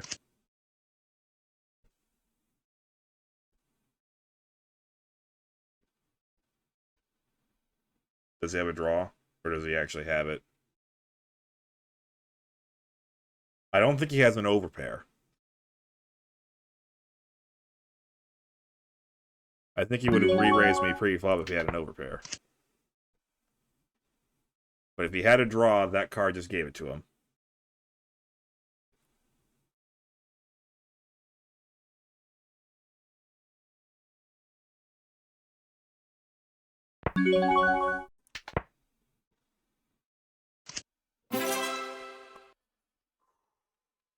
Okay.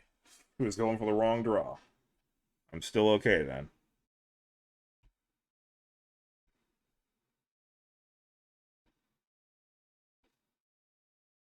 Game. Thank you.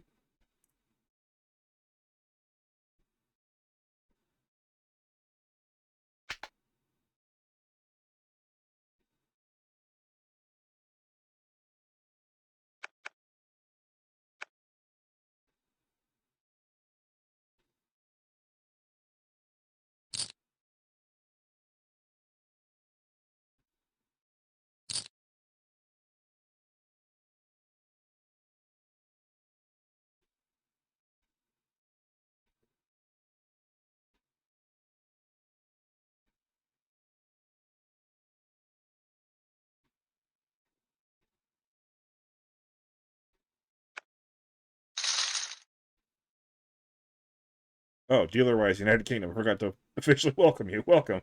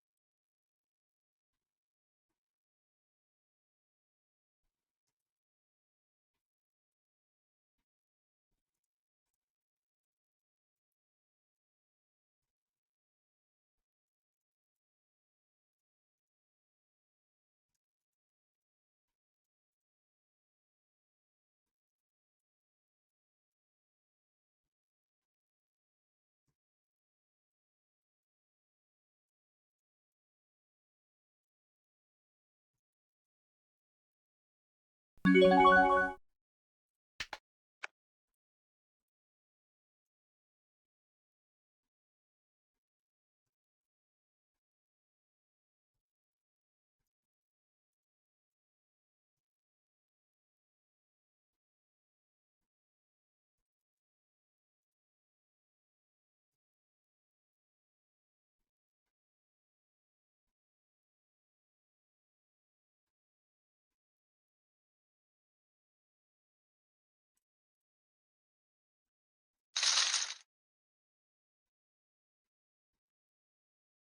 so that's how to play Ace King, huh? I mean, to be fair, I suppose I should have just re-raised all in and not open myself up to meager rage, just being a total idiot. I guess you showed me how to play Ace King.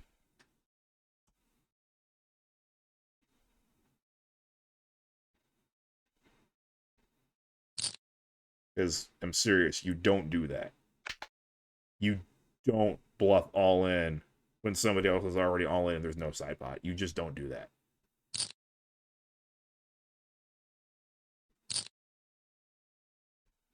Yeah, he's not here to play poker. He has no idea what he's doing.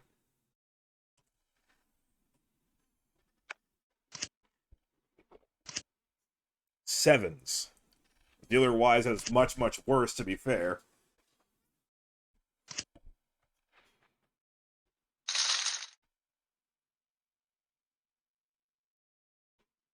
But let's see. Raise, call, all in, call. Re-raise with just 2 sevens. Good lord. Does this guy actually cash in poker tournaments? By playing like that? I mean, does he? Death Striker XC United States, welcome.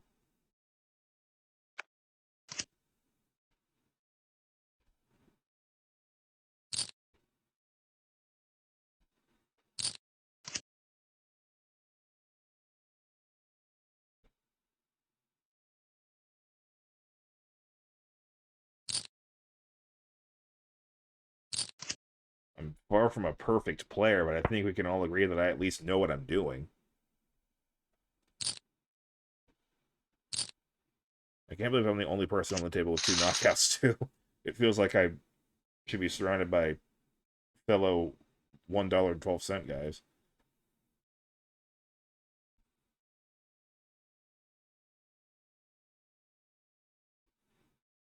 Oh, that was a break. Okay. Well, at least I did win that one big pot from pure intuition. I'm still in it, obviously. See what I can make of everything going forward.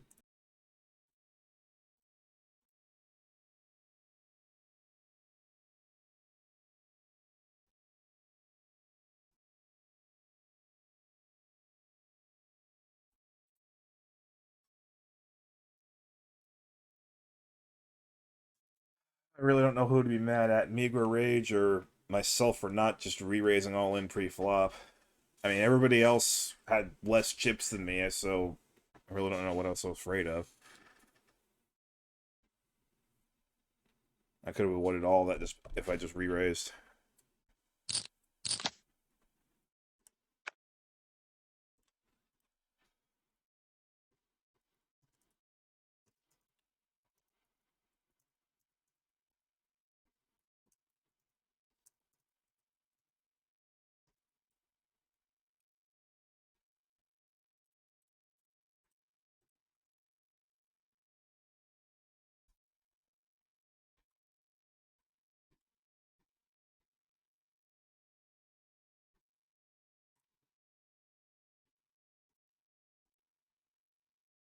So I guess that was a mistake on my part.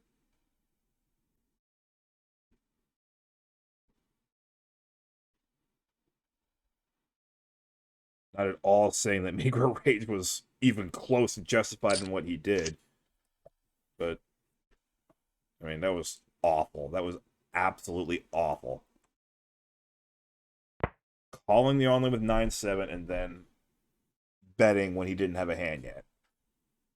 With no side pot. That was horrible on his part.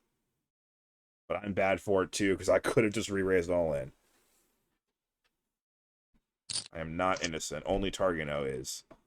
Targano is the only one who's innocent because going all in with their ace jack, totally fine.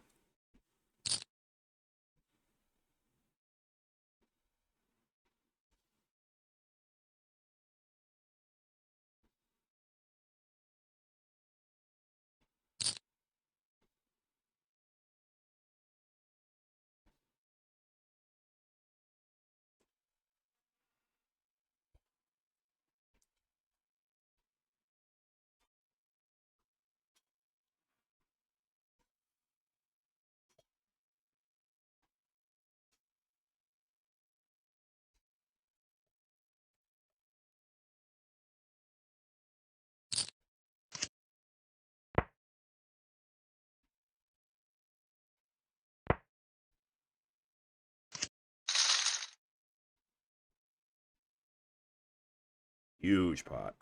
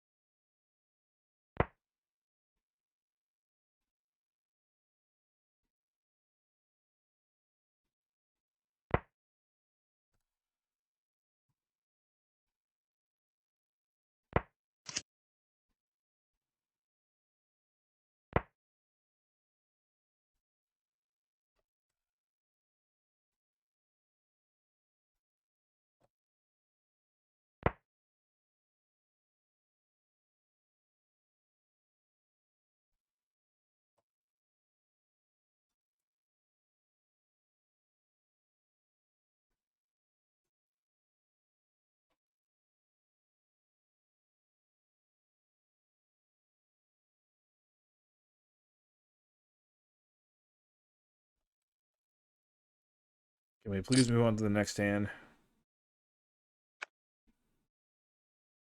Oh, we do have somebody on the board with no knockouts. Araxka. Or Araca. I don't know. As in Oaxaca, the Mexican city.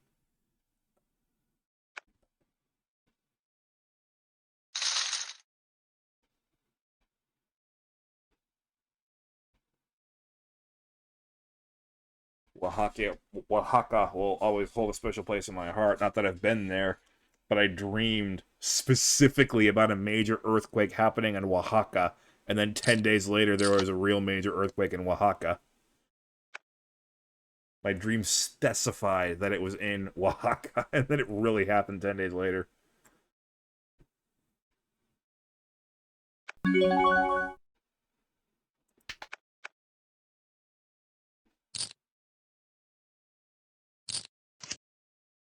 Probably could have played. As in kind of late position, actually. Oh, and Jahan Soto here is AFK. I definitely could have played. Just didn't feel like it for whatever reason. I mean, I've been above chip average the whole way.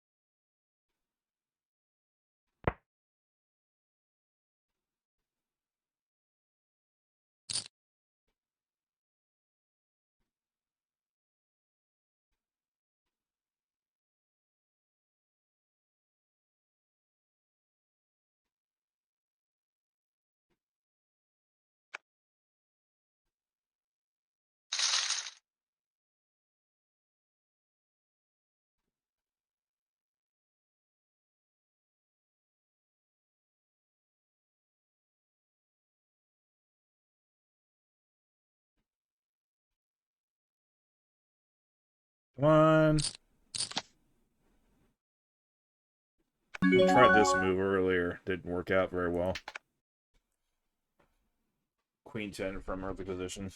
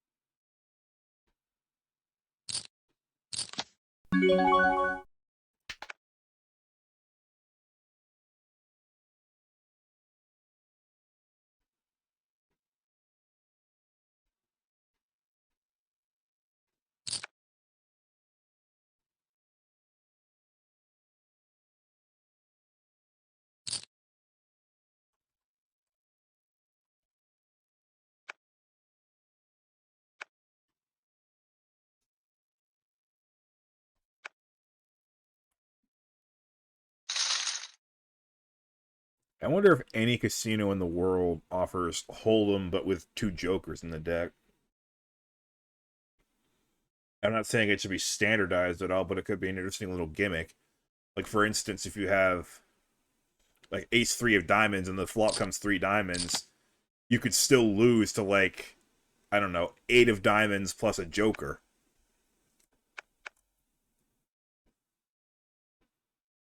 So even if you have the nut flush, it's not really the nut flush. That'll be nice.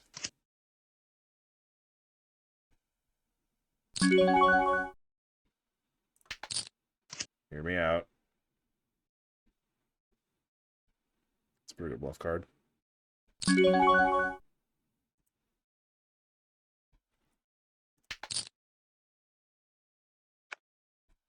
Nice.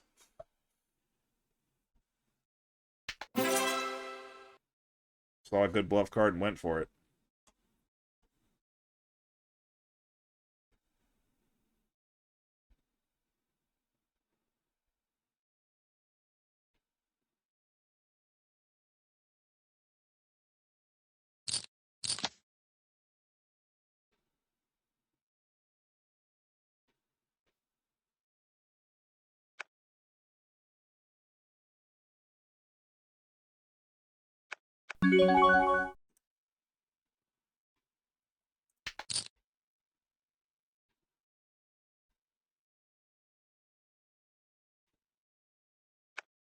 Vanya's been relatively tight as well.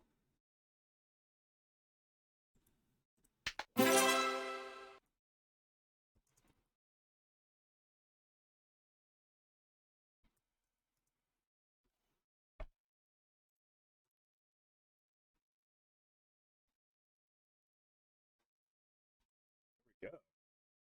Let that 80,000 over above chip average again.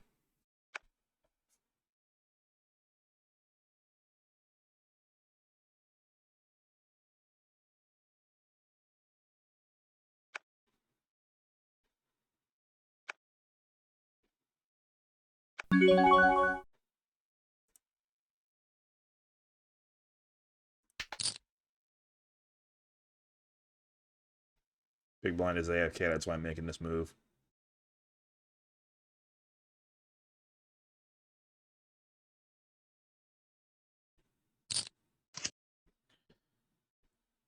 King of spades. Oh, watch me work is back.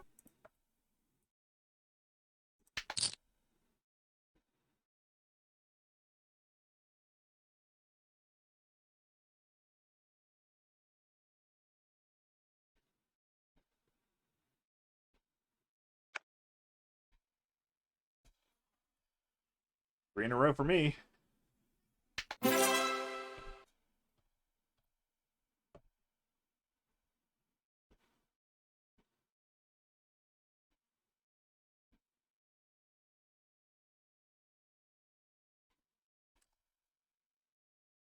Okay, it's not my computer this time. It's not as hot as it was the other day. Alright, let's cool down now. I've played 3 hands in a row. We don't need to...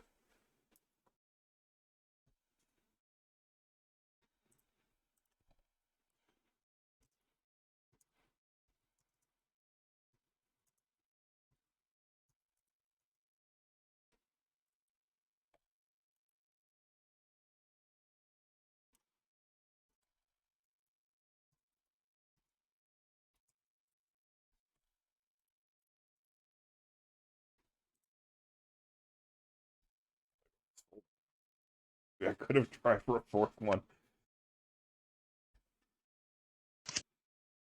I could have tried for a fourth one. Probably would have gotten away with it.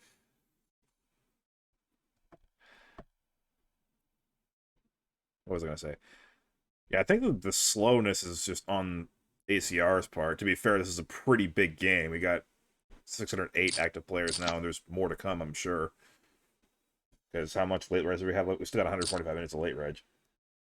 3x under the gun, and I've got King Jack. And this guy hasn't spent a lot of money either. Gonna play tight here.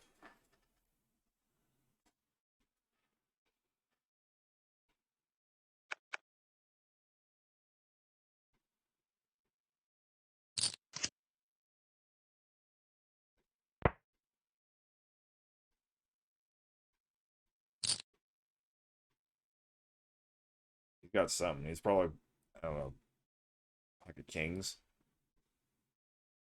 Pocket nines hit a set.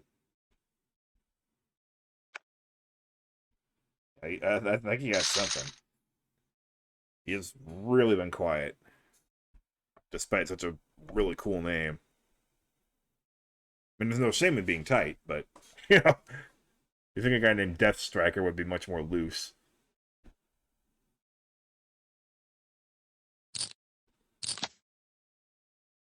Oh, I was going to rage this time, but Tarkano took that play away from me.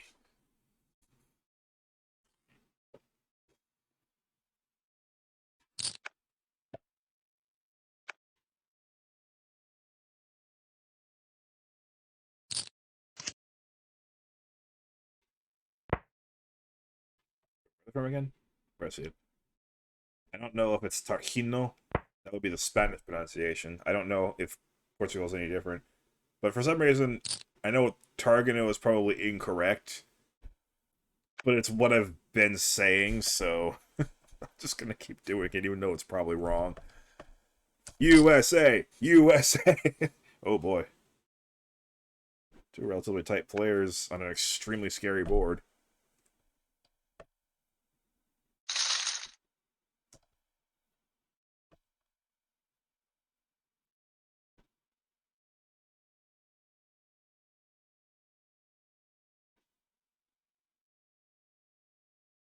I've increased my stack by 30,000 since the start of break, so that's good. Well, there's Meager Rage's lucky hand, 7-9.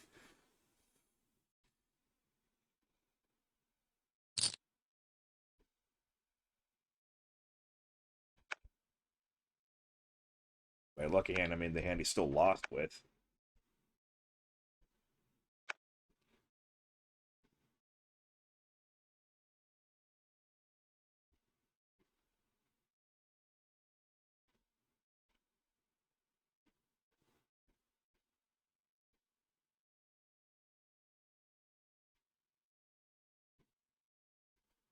Oh no.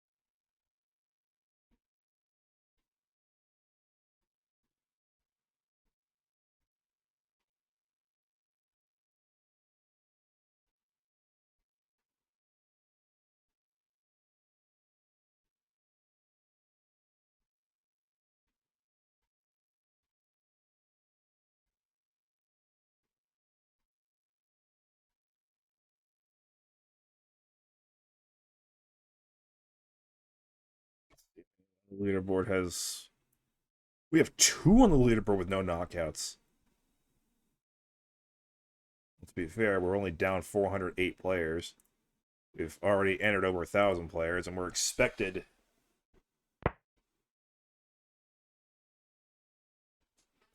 Oh, Watching Work did finally get their internet back. We're expected to get upwards of 2,000 based on the guaranteed prize pool.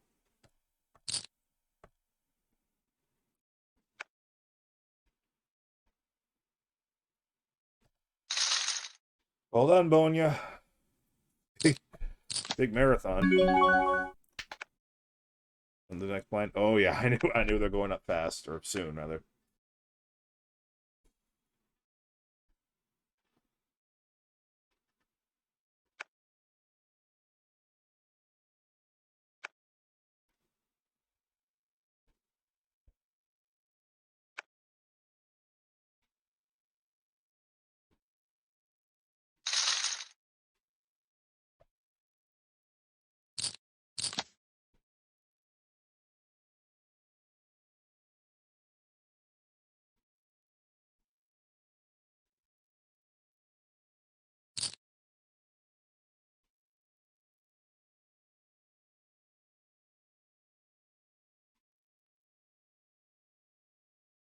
Everybody else folds. I could technically play this.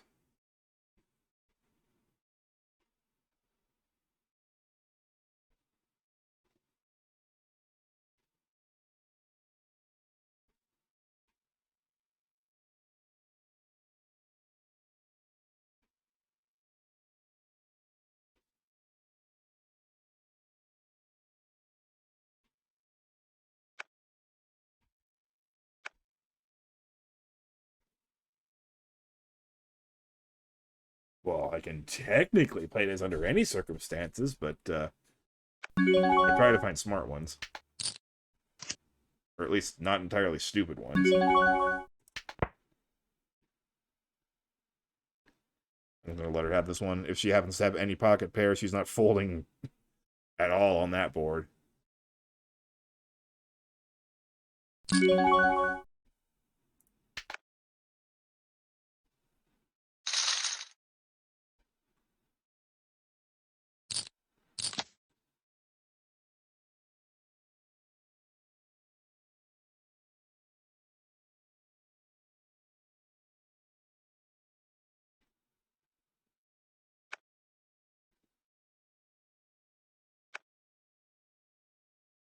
If it folds all the way around and watch me work jams, I think I'm actually playing the ace-8 here.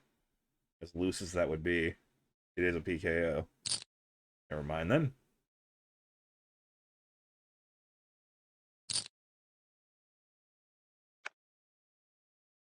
In that case, I'll just sit back and continue to be relatively wise at 80 big blinds.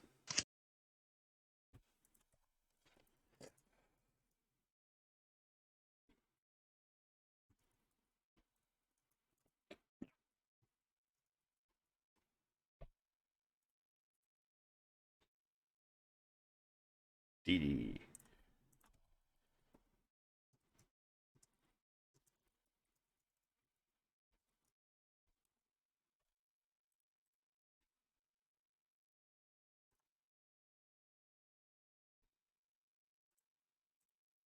DD 2212.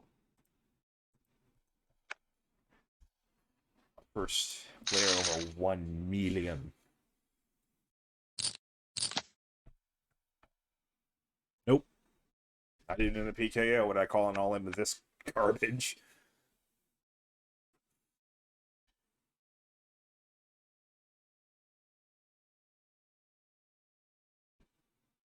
I have standards. 10-8 suited, 10-9 suited, maybe. 10-5, no.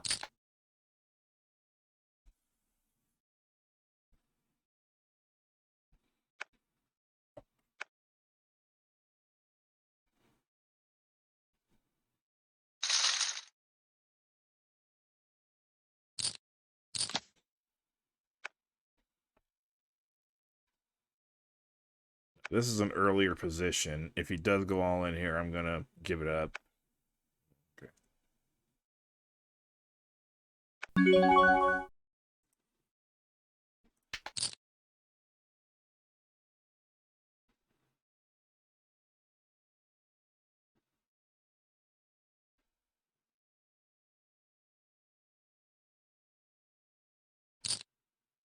Oh. That's pretty serious. He wins.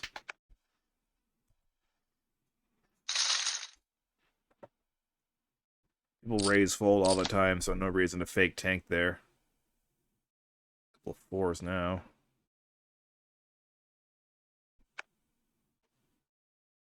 Let's try this again.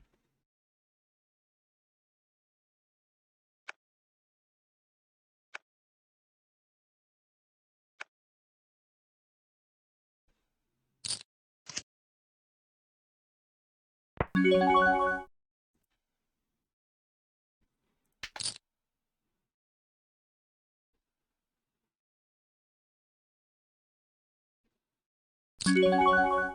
was hoping that check meant like king 10 or something.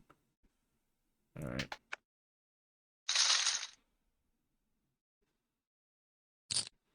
Well, it looks like I lost my aggression privileges for a few minutes.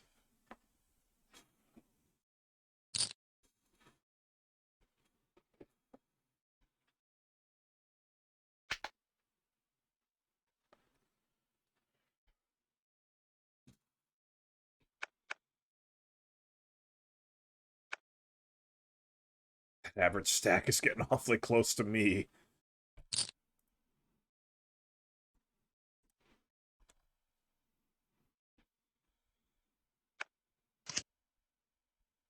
I had fours last time.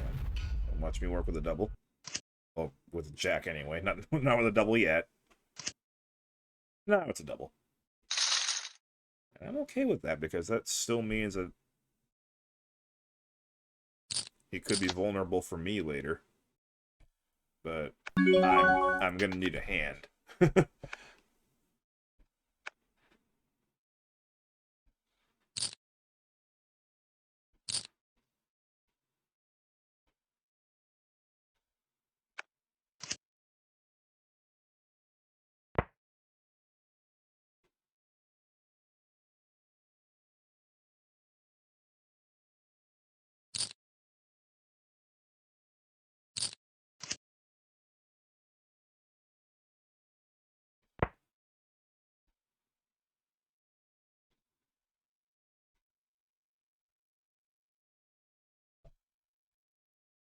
Millionaires. Oh no, we've lost our millionaire.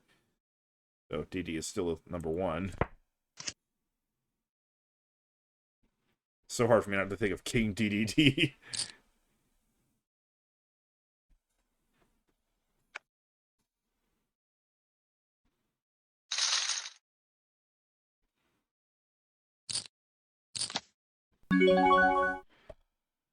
No.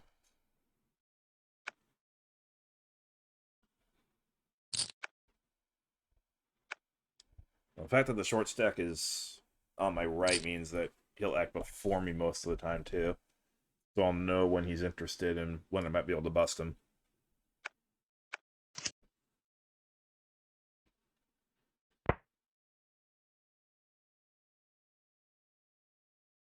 I'm not going to make that my be-all and end-all, of course, because that's how you lose 71,000 chips in a heartbeat.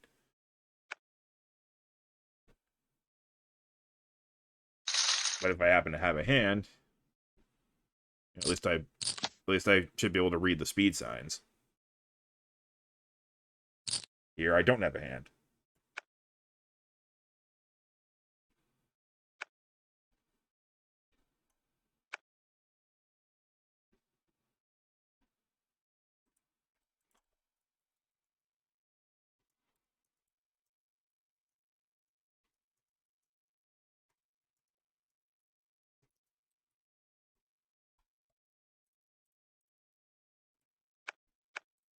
Still don't have a hand.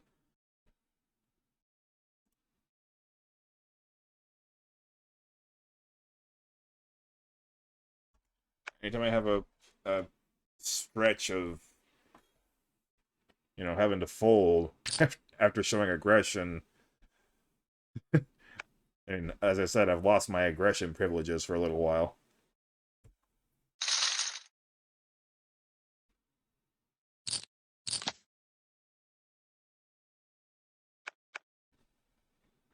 It's been a little while. So if it folds to me, I will play. But my okay. Yeah, my main plan is to wait for a good hand now so I can hopefully get back on the board. Not necessarily the leaderboard because I'm a ways away from that.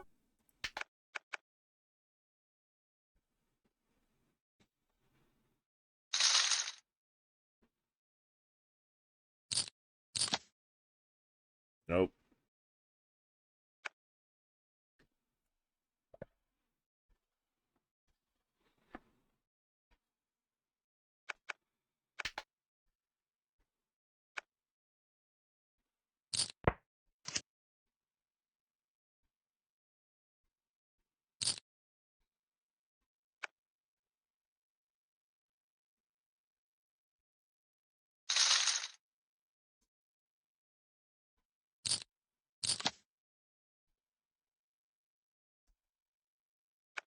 Still getting alerts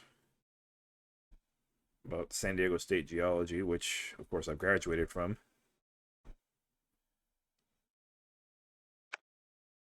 I'd love to respond to any of them, but I'm 3,100 kilometers away now. So that's not really going to happen.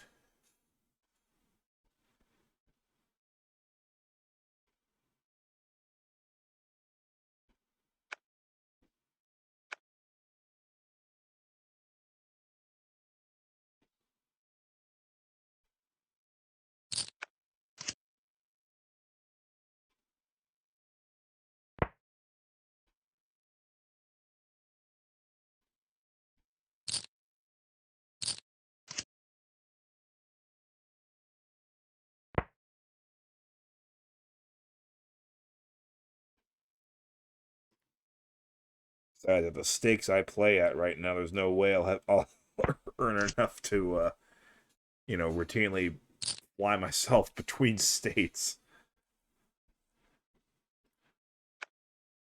Still working my way up, and even then, I still have a ways to go. Pseudo dates. All right, let's make an attempt.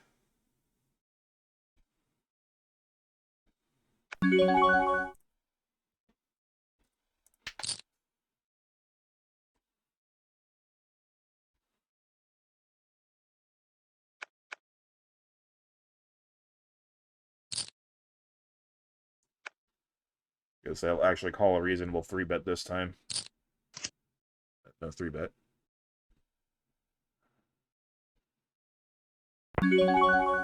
I have the betting lead.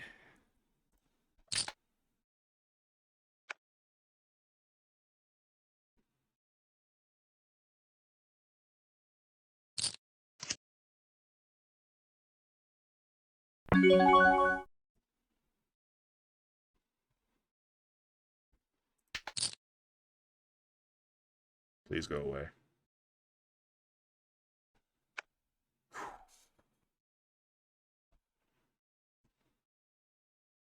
All right. Oh, look at queens. I was gonna sit out, but not if I get queens.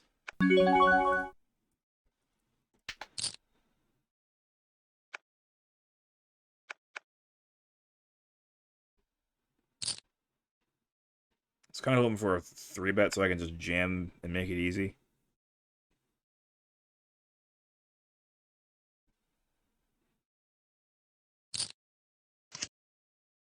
Oh, that makes it real easy. I'm going to bet this to make it look like it might just be a regular C-bet.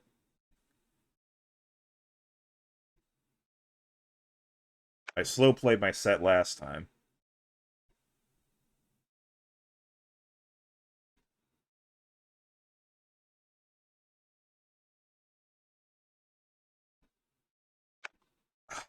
Dang it.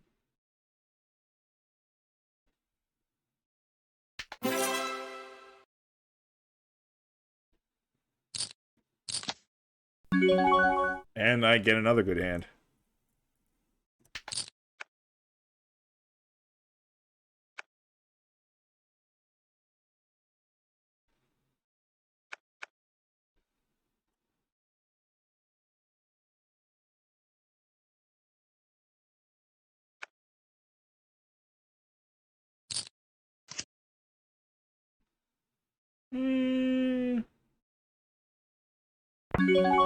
Let's check this one back. I have the nut no pair, so I'm willing to call a reasonable bet here. No? Alright. Nut no pair. Second nut no pair. Okay. 3 in a row.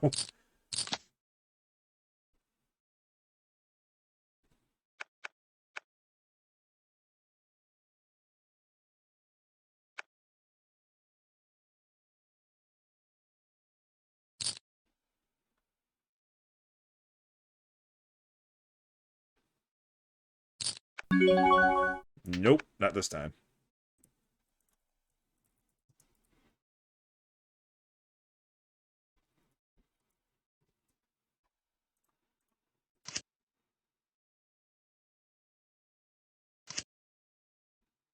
Nice double.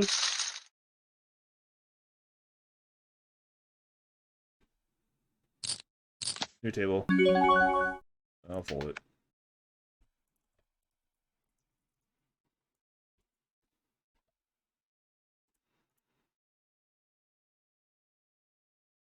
I want to give you a hug.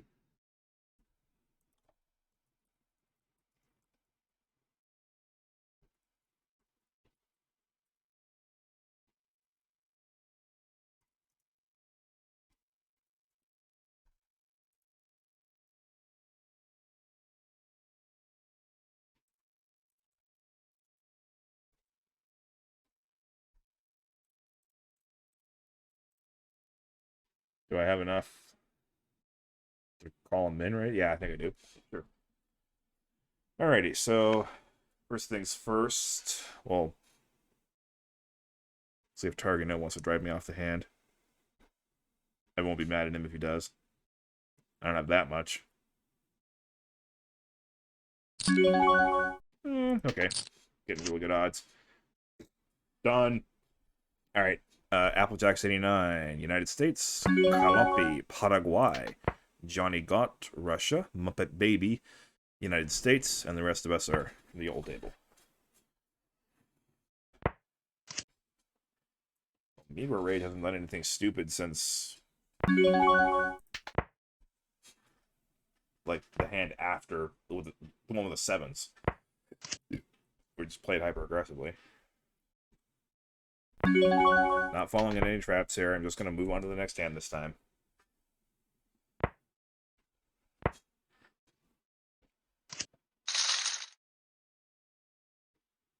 Could I have won? Probably. If I bet the turn and the river.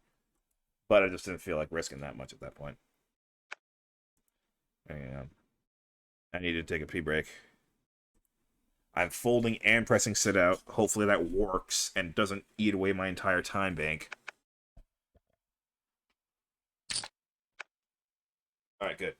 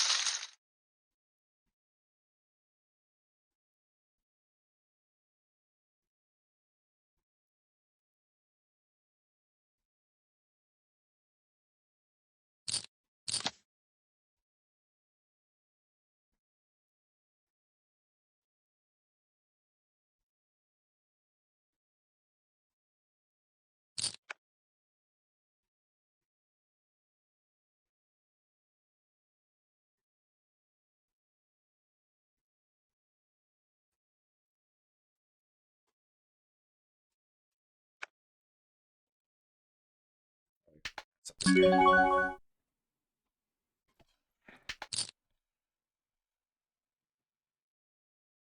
Might have new table. Oh no, Kalapi knocked somebody out.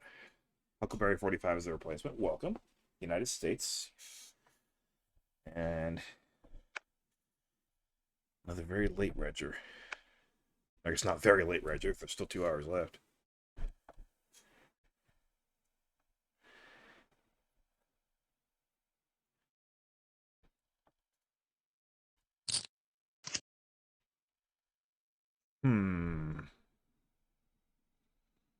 Pair 1 heart.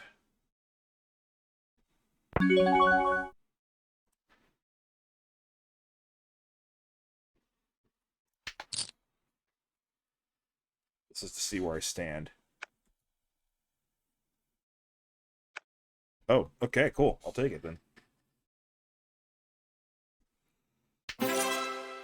I guess I stood pretty tall.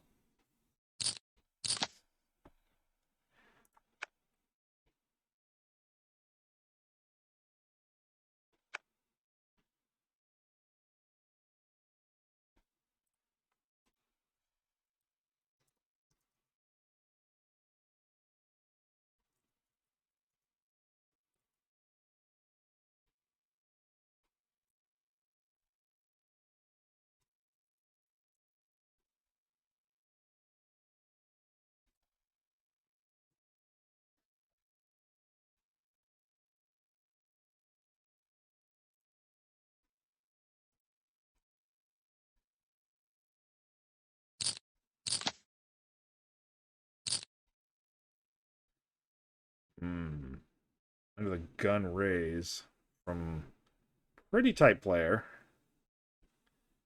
You have a suited ace, but I'm going to go ahead and try and balance my range a little bit. Also, I just feel a little bit off about that anyway.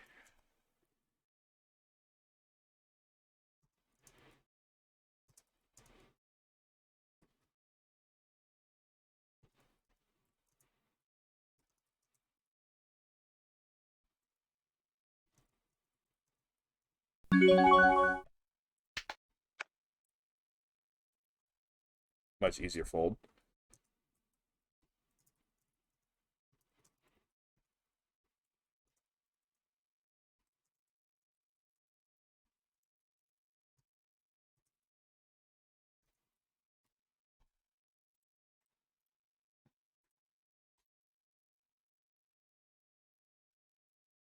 Right now I'm putting on an absolute masterclass in floating just over the chip average.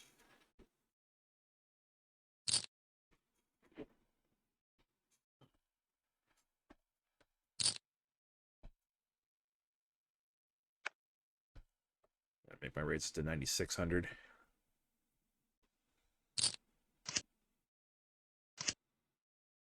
E7's a little loose there, I think. It is suited, but see, that's why I fold it. That's why I fold a 7 suited, because that can happen.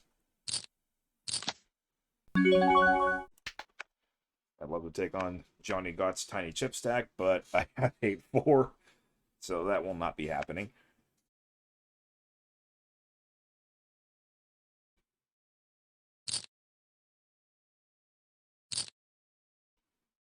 Uh, 227,000. Holy smokes! Oh, it's with 9s. I understand why you wouldn't want to play heads up with anyone. Pocket 9s. Oh my god! Wow.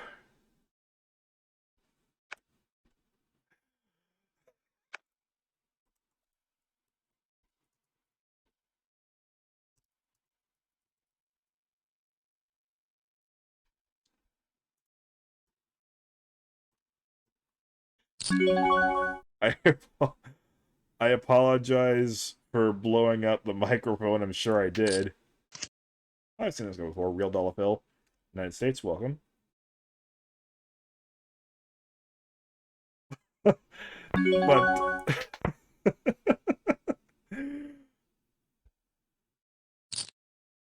actually, if I blew it out, you probably didn't even hear anything. I got something.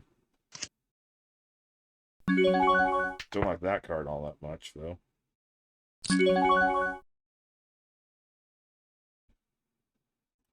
Ace or 4 beats me now. Or better 5.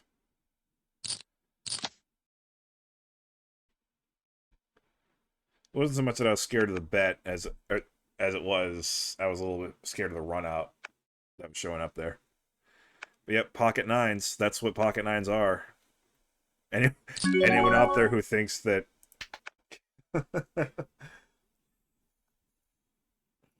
who thinks that I'm overblowing how much I can't stand pocket nines and how they always lose, I rest my case.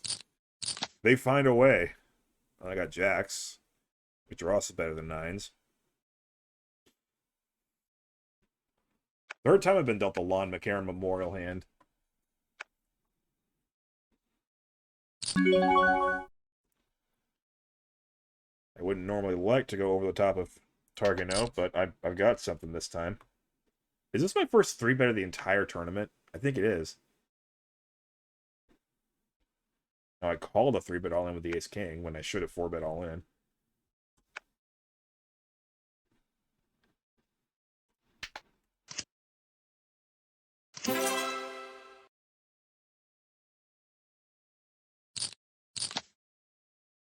Yeah, Queen.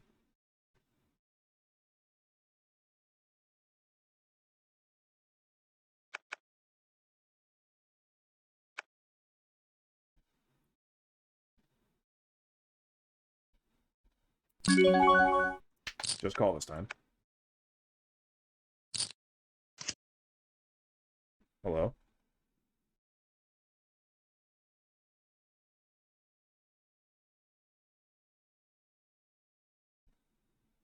Nine or ace. Preferably non-heart. Kalapi? You!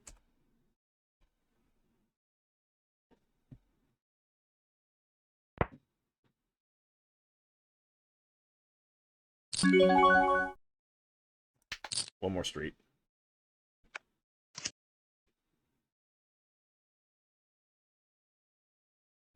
No longer worth it. Give me good odds, though. Nah.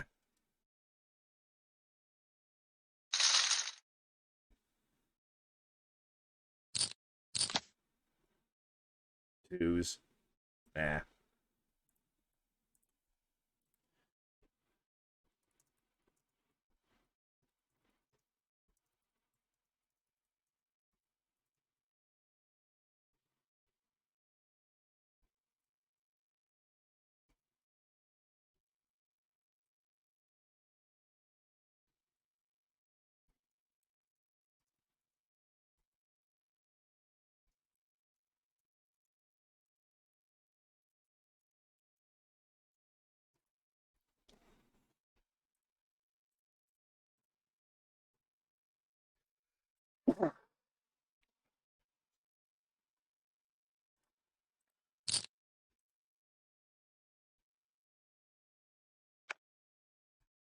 They're showing no fear of against Kalapi.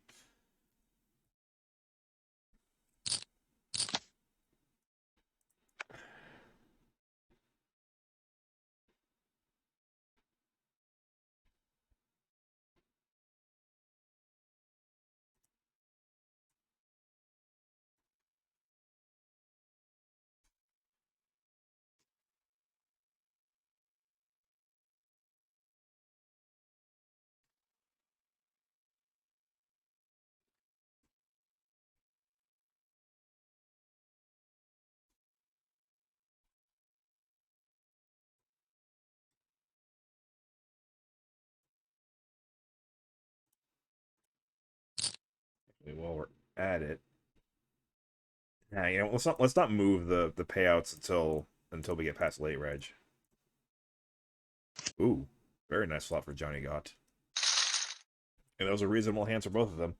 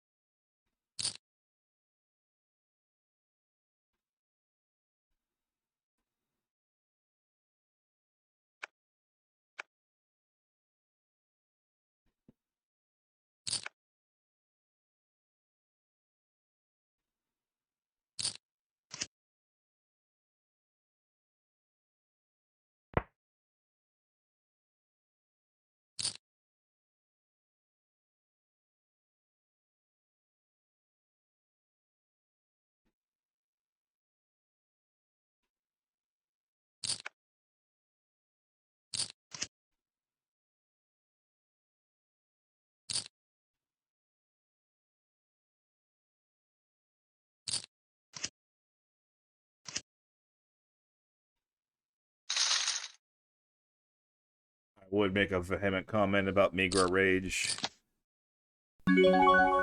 but honestly, that was a pretty reasonable thing to do there. Top pair with a nut flush draw. I'd probably push that turn too.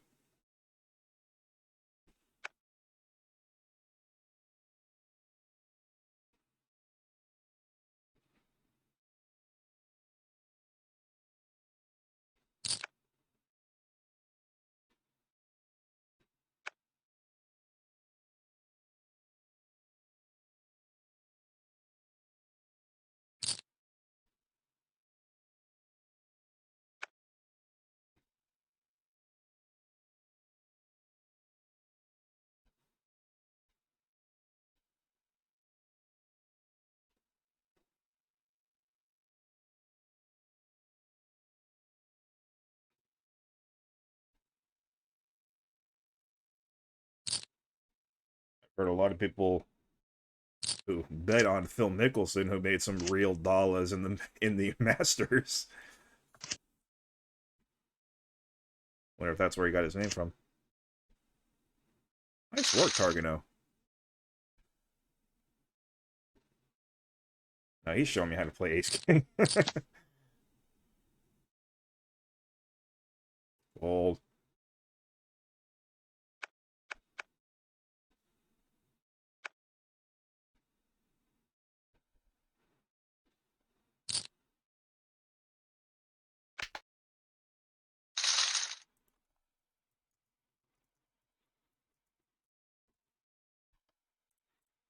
So I'm back down to the average stack now. But, I mean, that's better than half average. And a grind just to get back to half average last time. From, from the place where I totally hacked up. Zai87 Russia, welcome.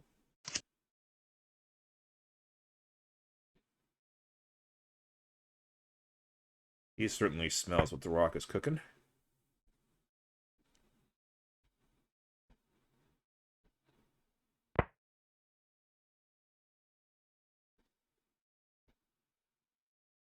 Almost time for the third break. And I'm still living.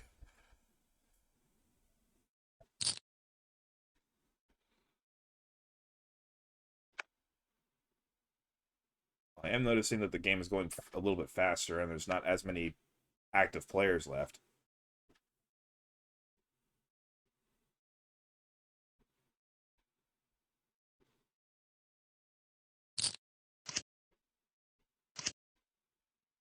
Reasonable hands. Likely chop.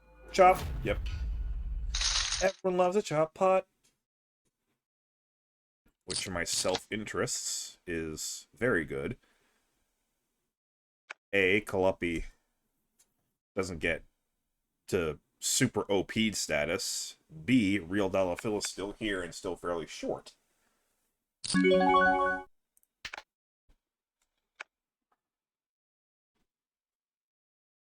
But again, I'm not going to force the issue unless I have a hand.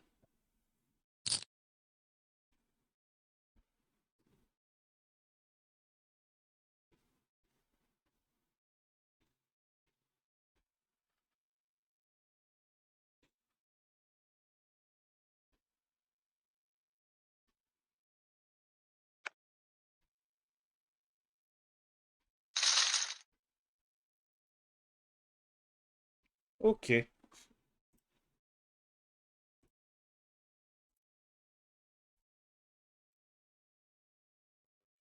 Time to alert the family that my bathroom is running desperately low on hand soap.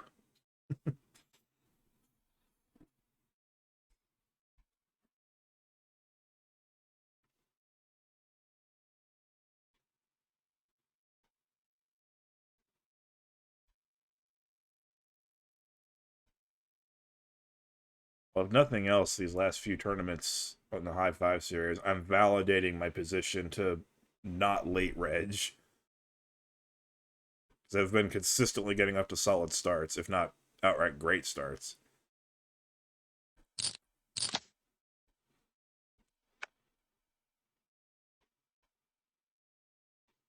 I should play this, but Migrar Rage being short like that, I don't know. If I raise and he goes all in, I have to fold. So I'm not saying he's absolutely going to do that, but if he does, let's let somebody else take a crack at him. See, I didn't want to be the one to donate 9,600 and then have to fold.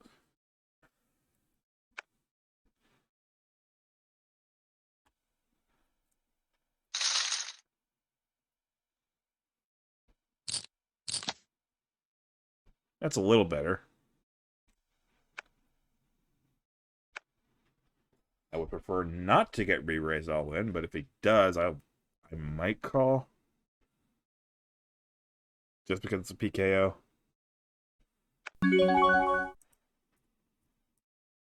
But I'm hoping... Okay, good.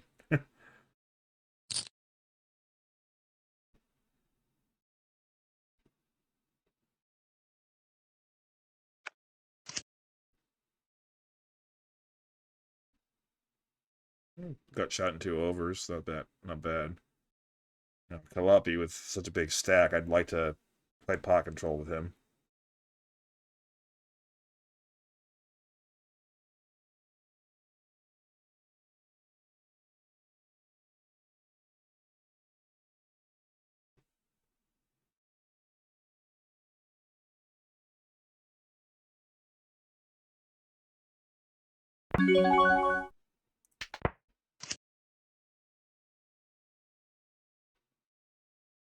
So they're no longer 2 overs. And now they're pretty much worthless.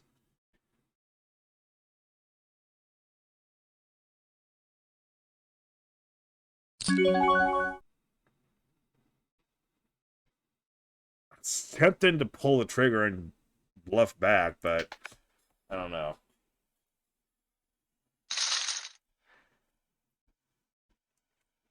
I was trying to see if something would develop there, and just nothing developed at all.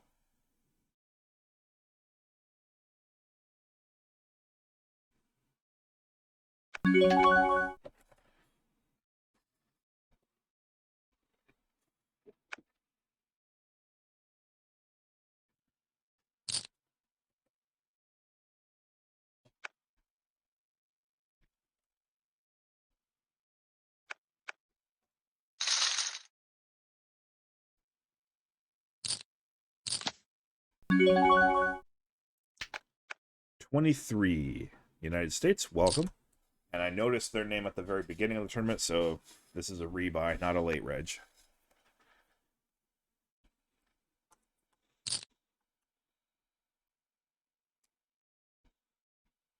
I'm no longer thinking about any potential knockouts. I'm thinking I need to just get something going here and finally get back over the average again.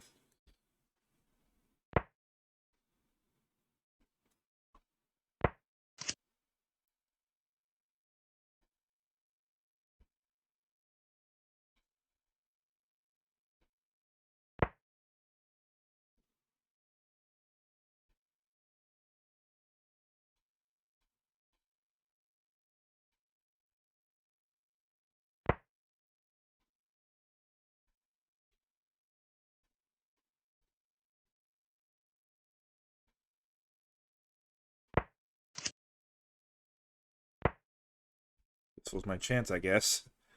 The ace-5.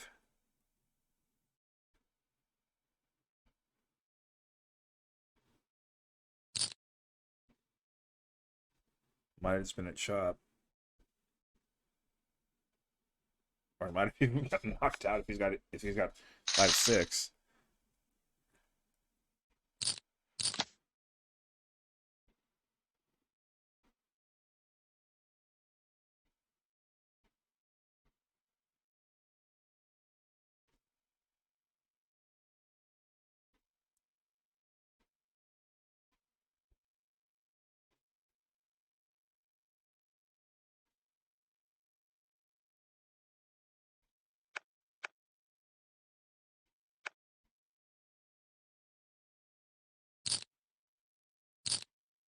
Can't even call him in raise with this.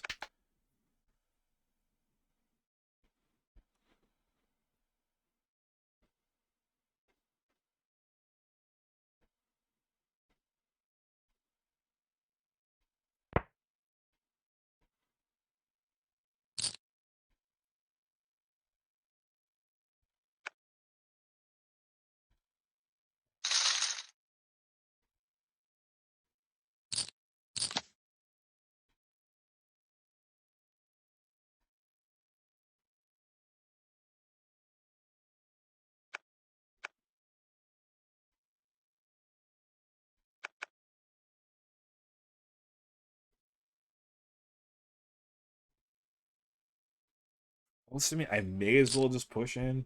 Okay. It's pretty committed, too.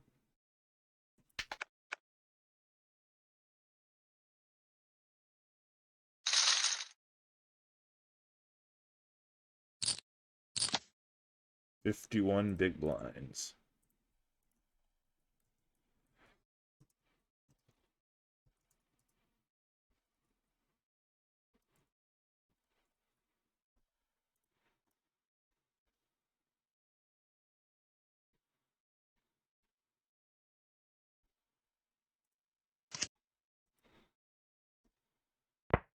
Another great flop for ace-5.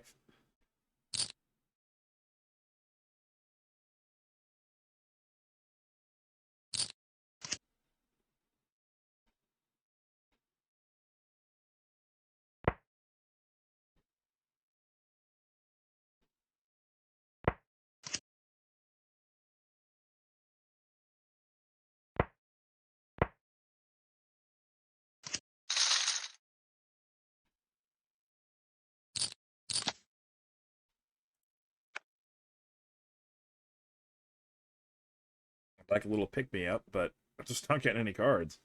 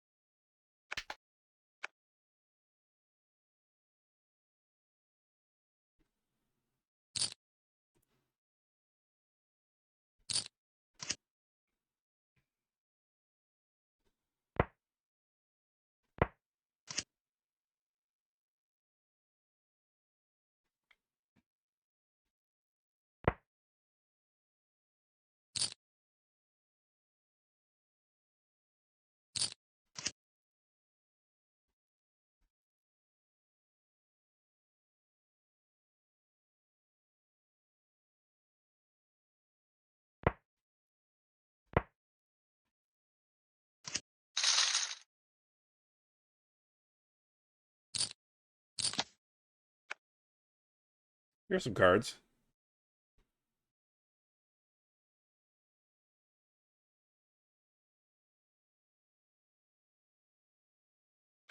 Standard raise will be 12-3 for this level. I was hoping I'd be first. If either Migro Rage or Zai87 want to go for the all-in, I'm coming with. It's not a great hand, but it's something. Don't want to see them 3-bet me.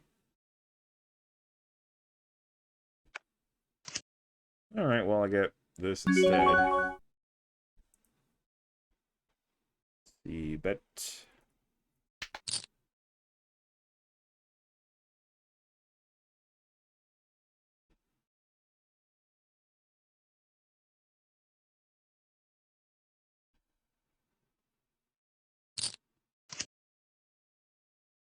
A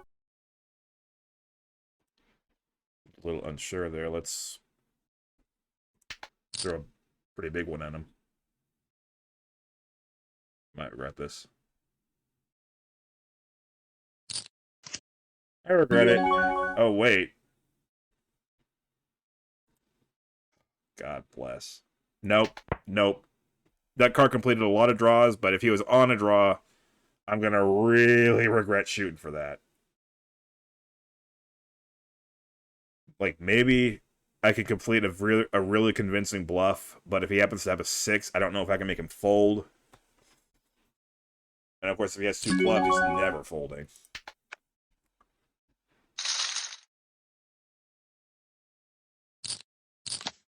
So that's a real bad move on my part. However. No.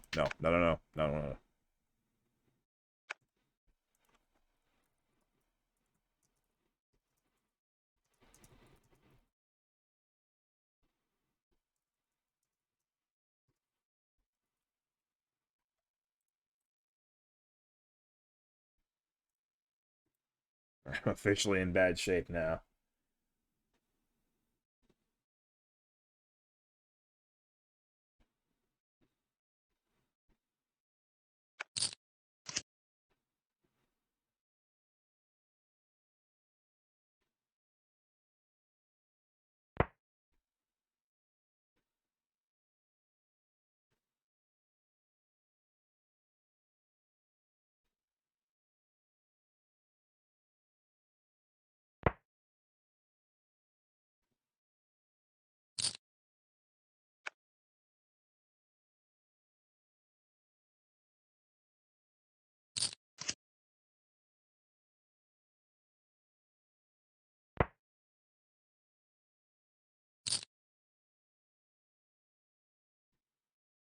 Columbia likes quarter pot bets.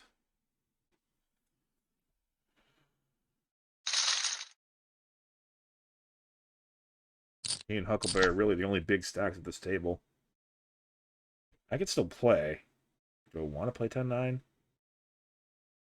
Definitely not a target that wants to play.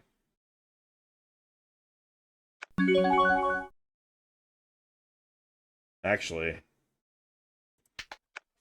just no in general, because there's 3 guys at this table that are basically all in or full mode, and I can't call an all in right now. So it makes my decisions a lot easier.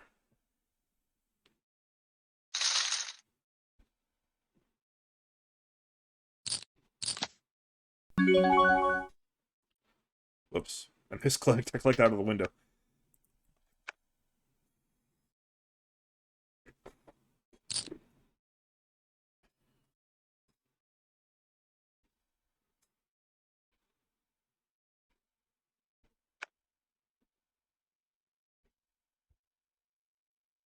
Nice to see another fellow non-min raiser. I see you there, Huckleberry 45.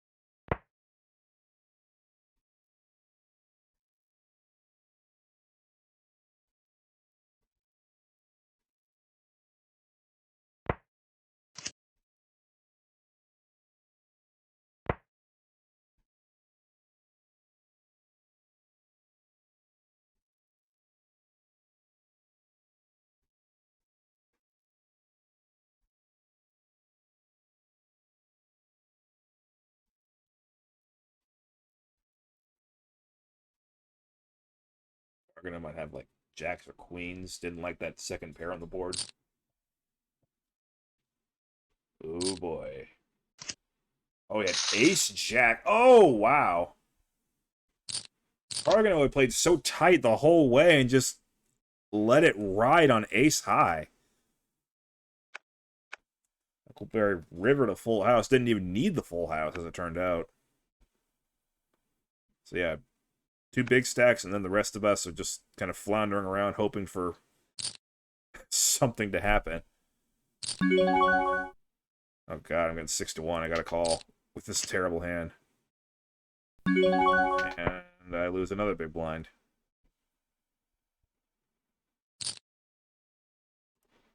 I don't know how to say this. Hey, Dev 4, Hook 74 from Russia. Welcome. But a weird name like that would be US. Oh, I got Ace King.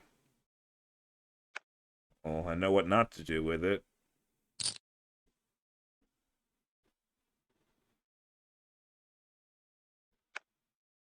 One of these short stacks, please re-raise so I can have my redemption. Or just lose it all.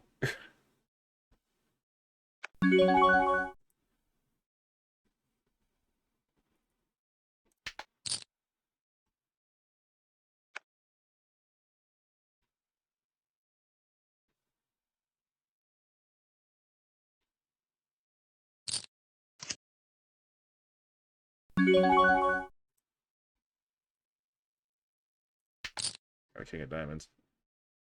It's checked.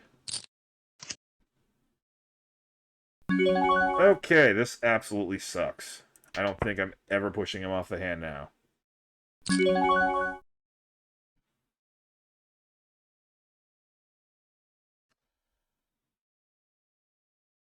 Let's try and get lucky. If we fail, then we're all in or full. Okay, well, now I got it.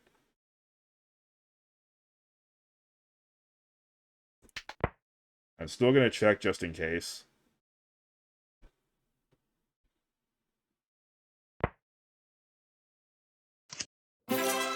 Okay, maybe I should have bet there.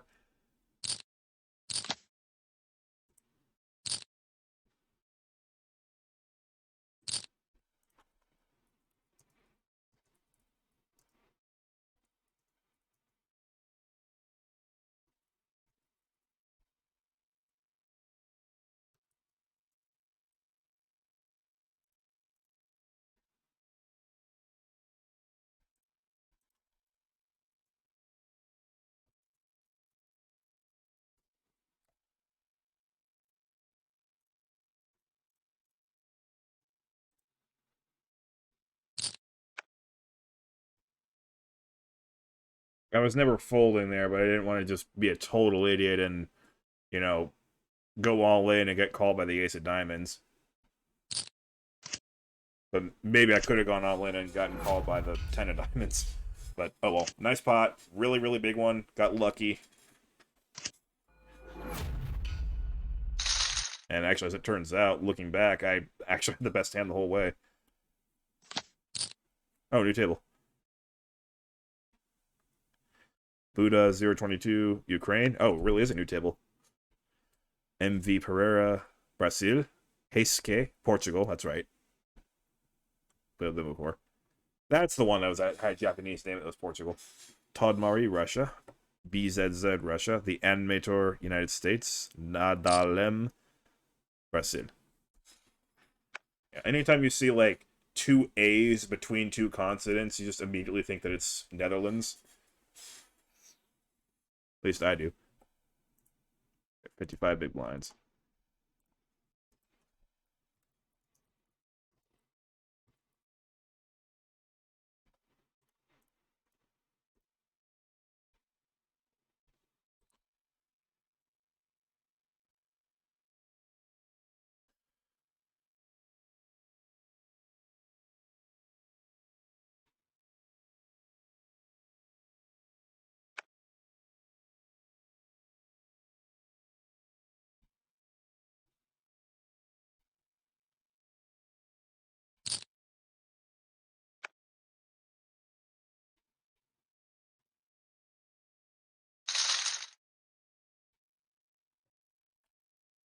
What? Oh, right.